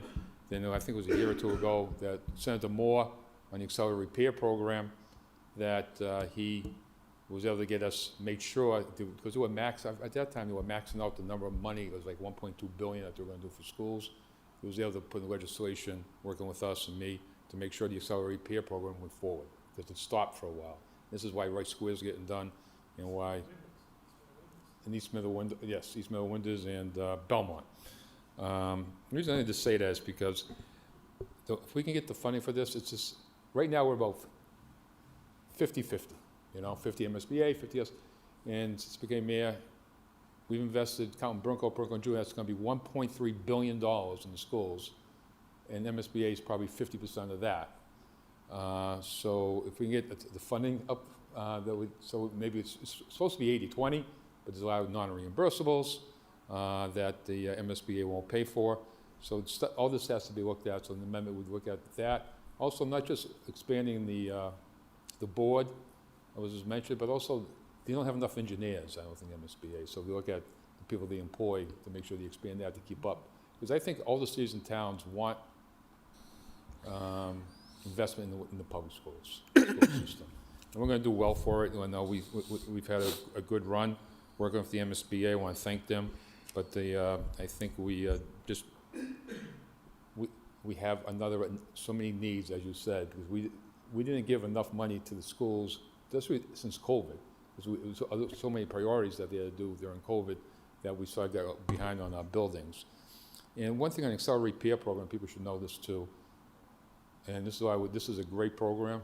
We've done $100 million in the last several years in the Accelerate Repair program.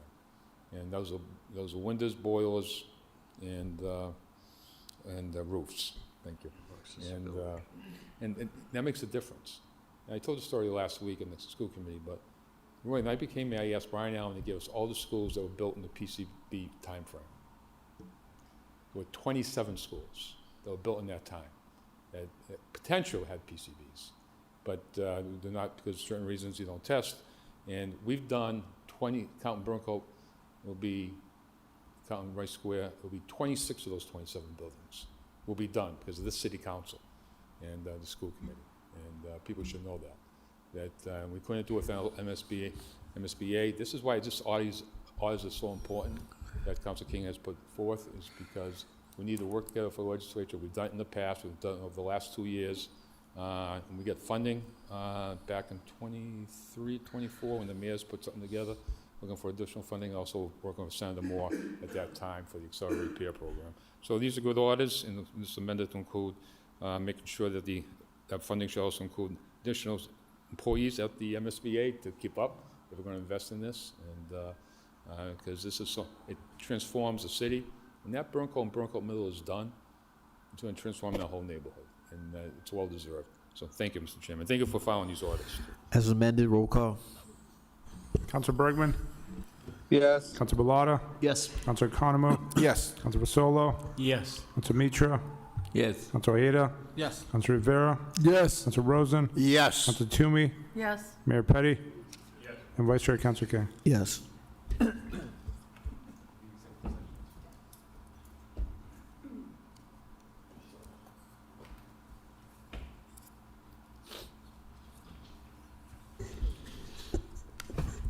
Okay, we are on resolution that the City Council, City of Worcester does hereby recognize and support the observance of February 2026 as Black History Month, that the City of Worcester does hereby affirm its commitment to honoring the history, culture, achievements, and ongoing contributions of Black Americans, and encourage residents, institutions, and educational organizations to engage in meaningful learning, reflection, and celebration throughout the month and beyond. Council King. Thank you, Mr. Chairman. It's an honor to bring this resolution forward today. We know that this is a big commemoration for Black history. While it's not the 100th year, Black History Month, it is the 100th year of Dr. Carter G. Woodson's vision, his vision to organize history, Black history specifically, that was overlooked. And he did that by organizing the first Negro History Week. This year's Black History Month theme is a century of Black history commemorations. This year also happens to fall the same year that our nation commemorates the 250th anniversary of the Declaration of Independence, a moment that did not include freedom. for enslaved people and whose absence of liberty still carries meaning for their descendants. Mr. Chairman, Carter G. Woodson's vision was bold and visionary at the time. His actions occurred when the history and contributions of Black Americans were systemically excluded from the nation's narrative. February was the month that was selected, Mr. Chairman. It was later also selected in recognition of birthdays of Frederick Douglass and Abraham Lincoln. That choice itself carries complexities and controversy. While President Lincoln did, in fact, believe that slavery was morally wrong and supported the preservation of the Union, he was not an abolitionist in the modern sense. In an 1858 speech, Mr. Chairman, he stated his opposition to Black people voting. He stated his opposition for Black folks serving on juries. President Lincoln stated his opposition to Black folks holding public office, as I am doing right here tonight. He further stated his opposition to interracial marriage. Mr. Chairman, history is important. Yes, President Lincoln believed that Black Americans had the right to improve their condition in society. However, his own words make it clear that he did not view us as equal. It is important that we speak honestly and fully about historical figures, acknowledging both their actions and limitations. Dr. Woodson is widely regarded as the father of Black history.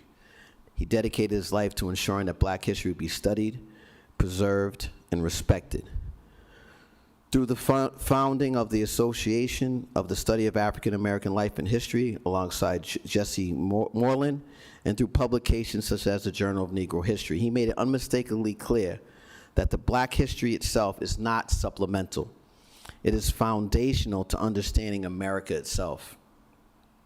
50 years after Negro History Week began, President Ford formally recognized Black History Month in 1976 and called upon all Americans to seize the opportunity to honor the too often neglected accomplishments of Black Americans in every area of endeavor. That call continues to resonate to this day. Today, as we reflect on the generations who struggled against racism, whose labor strengthened this nation economically, politically, culturally, scientifically, and morally. Here in Worcester, the legacy is not abstract. It lives in our streets, our institutions, our shared civic memory. Our city proudly recognizes the profound contributions of Black Americans and Africans who came here and our descendants vesseled through the diaspora. People whose leadership, resilience, and achievements have helped shape Worcester's history and character. From Major Taylor to Bethany Veeney, from Professor Thomas Dolton to countless local trailblazers whose names may not always appear in textbooks, Worcester's history is rich and documented and alive.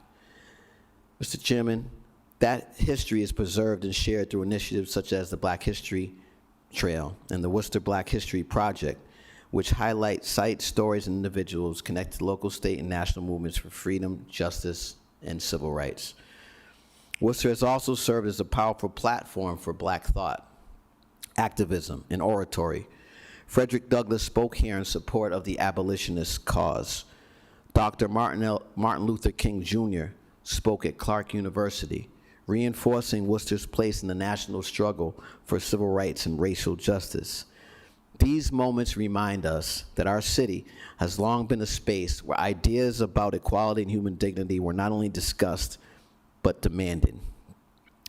Institutions such as Mechanics Hall still stand as cultural landmarks reflecting this engagement, housing portraits and memorials honoring abolitionists, civil rights leaders, and figures central to Black history. Worcester is also the home to Abby Kelly Foster, a nationally recognized abolitionist and women's rights advocate whose work alongside Black leaders advanced the causes of emancipation, racial justice, and gender equality. Worcester has its history, Mr. Chairman.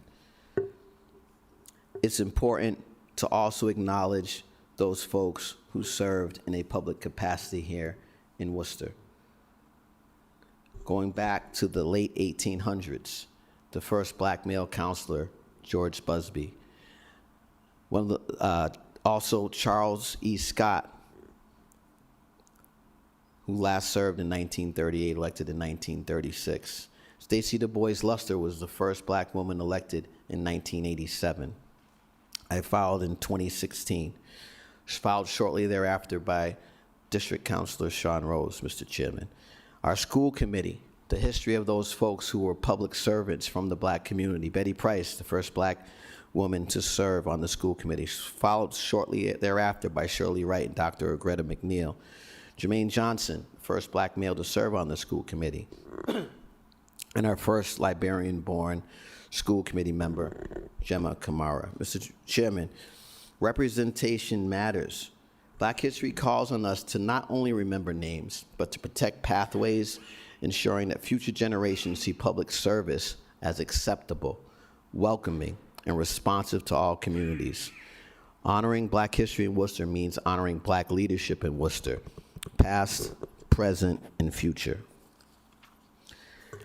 In closing, Mr. Chairman, at a time when efforts at the federal level seek to underfund, diminish, or erase the teaching of Black history through weakened educational mandates and the suppression of historical narratives, it is more important than ever for this city council, this local body, and for local governments to stand firm.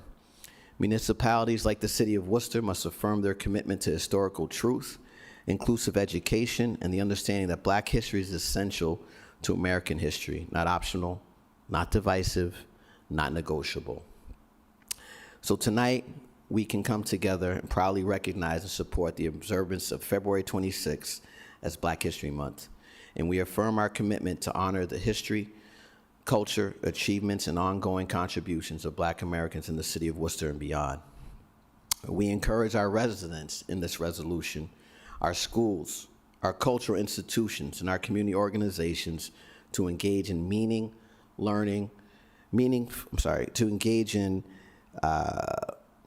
learning, reflection, and celebration, not only during the month of February, but throughout the year. Because remembering history is not just about the past, it's about who we choose to be in the present, what we stand for, and the future we are committing to building together. Mr. Chairman, this resolution is coming at a historical time. As mentioned, we're in the 100th year of celebrating this history. And I look forward to this moving forward and sending it to the appropriate parties that are mentioned here, that we are further resolved, that the city affirms its commitment to honoring the contributions and culture of Black Americans and encourages residents, institutions, and educational organizations to do so as well, Mr. Chairman. Thank you. Everybody wants to sign on, so through the resolution, roll call. Councilor Bergman? Yes. Councilor Bellotta? Yes. Councilor Economou? Yes. Councilor Basolo? Yes. Councilor King? Yes. Councilor Mitra? Yes. Councilor Ojeda? Yes. Councilor Rivera? Yes. Councilor Rosen? Yes. Councilor Toomey? Yes. And Mayor Petty. Yes, we are 13A, transferring information from the city clerk for goals and objectives. Refer to MLO. Roll call. Councilor Bergman?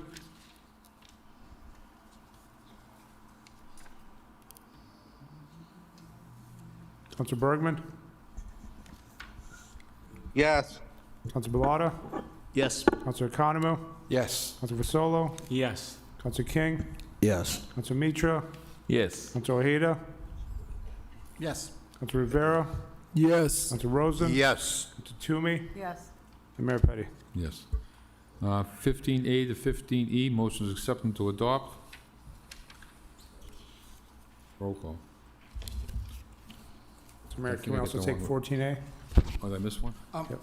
Okay, I'm sorry. 14A first is motion to accept. Mr. Mayor, I just had a question on 15D. Yeah, we're going to 14A. We'll come back in a second for Okay. that one. Council 14A. Bergman? Yes. Council Balata? Yes. Council Economou? Yes. Council Basolo? Yes. Council King? Yes. Council Mitra? Yes. Council Ojeda? Yes. Council Rivera? Yes. Council Rosen? Yes. Council Toomey? Yes. Mayor Petty? Yes. 15, Councilor Ojeda. Just a quick question to the committee, where it says, request the grass area in front of 292 Park Ave be removed and replaced with concrete. Is there something that they want to put there? Can anybody just give me an idea what's there?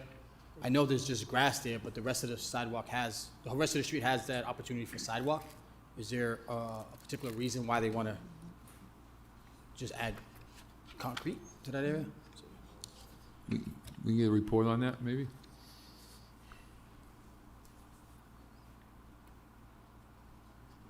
Councilor Ojeda?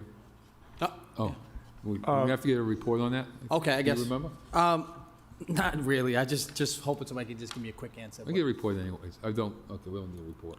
So, just to provide some clarification, my understanding is this was heard in traffic, but it was not an item that Councilor Rivera had, I think he heard it at the last meeting, but it was something that was previous to council.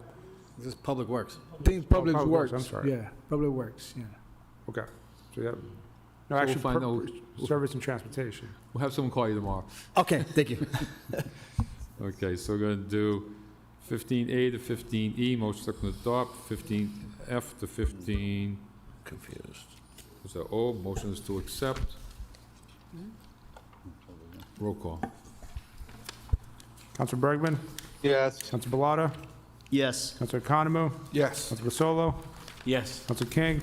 Yes. Council Mitra? Yes. Council Ojeda? Yes. Council Rivera? Yes. Council Rosen? Yes. Council Toomey? Yes. And Mayor Petty? Yes. 16A to 16N, motion is to advertise the proposed ordinances. Roll call. Council Bergman? Yes. Council Balata? Yes. Council Economou? Yes. Council Basolo? Yes. Council King? Yes. Council Mitra? Yes. Council Ojeda? Yes. Council Rivera? Yes. Council Rosen? Yes. Council Toomey? Yes. And Mayor Petty? 16O to 16S, motion is accept and to adopt, plus 16T to 16Z, motion is to accept. Both of those collectively on a roll call. Roll call. Council Bergman? Yes. Council Balata? Yes. Council Economou? Yes. Council Basolo? Yes. Council King? Yes. Council Mitra? Yes. Council Ojeda? Yes. Council Rivera? Yes. Council Rosen? Yes. Council Toomey? Yes. And Mayor Petty? Yes. 17A to 17C, motion to accept. Roll call. Council Bergman? Yes. Council Balata?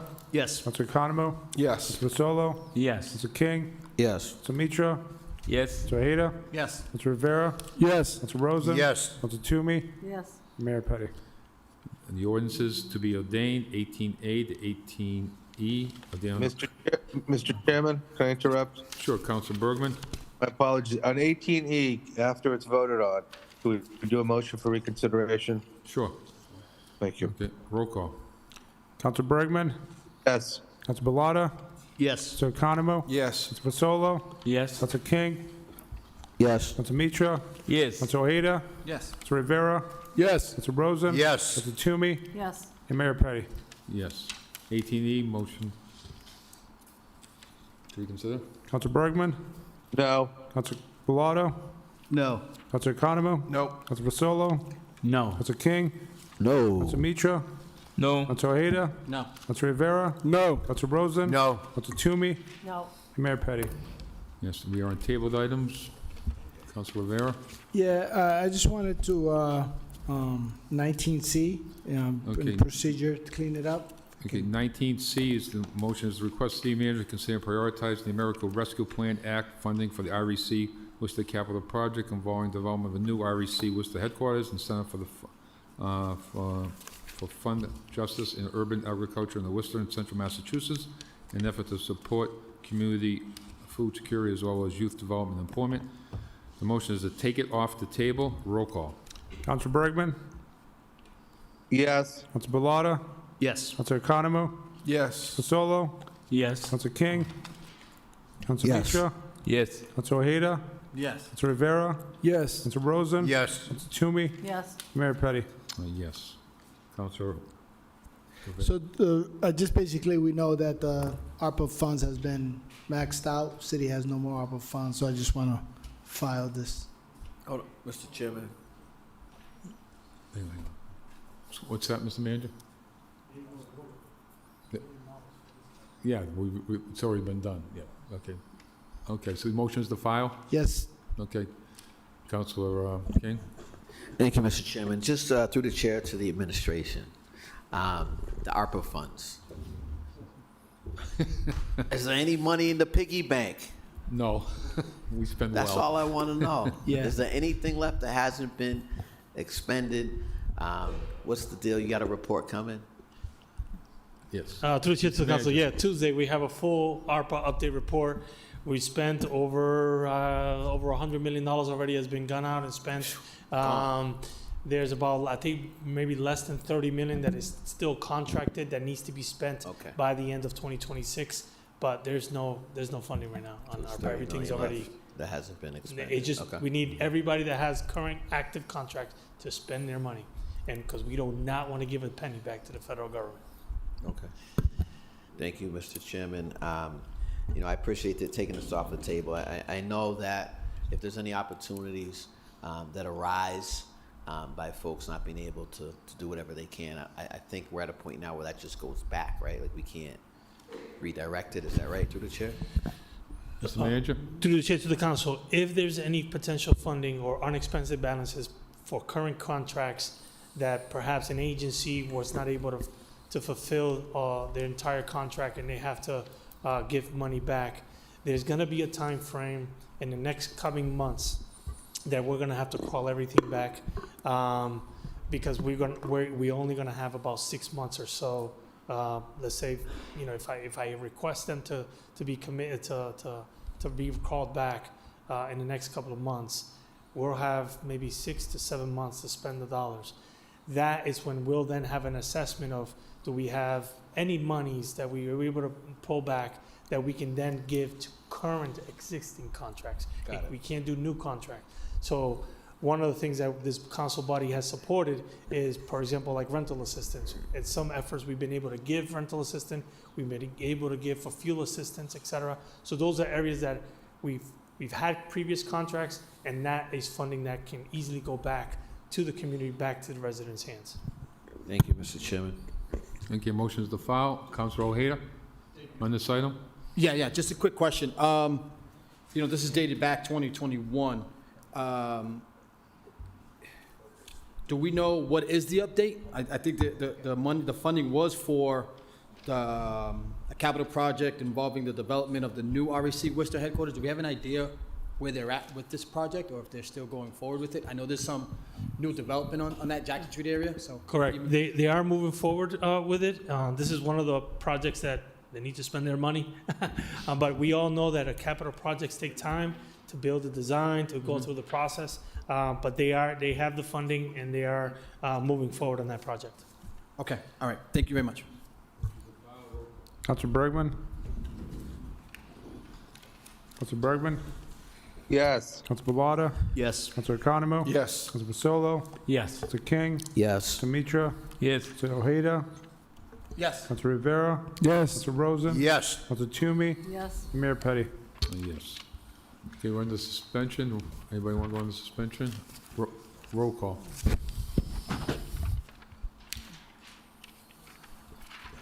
Well, we have to have a roll call. Counselor Bergman? Yes. Counselor Bellata? Yes. Counselor Economou? Yes. Counselor Fasolo? Yes. Counselor King? Yes. Counselor Mitra? Yes. Counselor Ojeda? Yes. Counselor Rivera? Yes. Counselor Rosen? Yes. Counselor Toomey? Yes. Mayor Petty. Yes. Counselor King?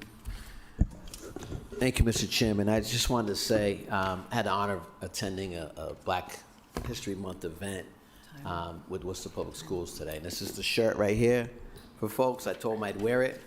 This is the Black Student Union. And we had representation from Doherty North, South, Burncoat, Abbey Kelly Charter School. And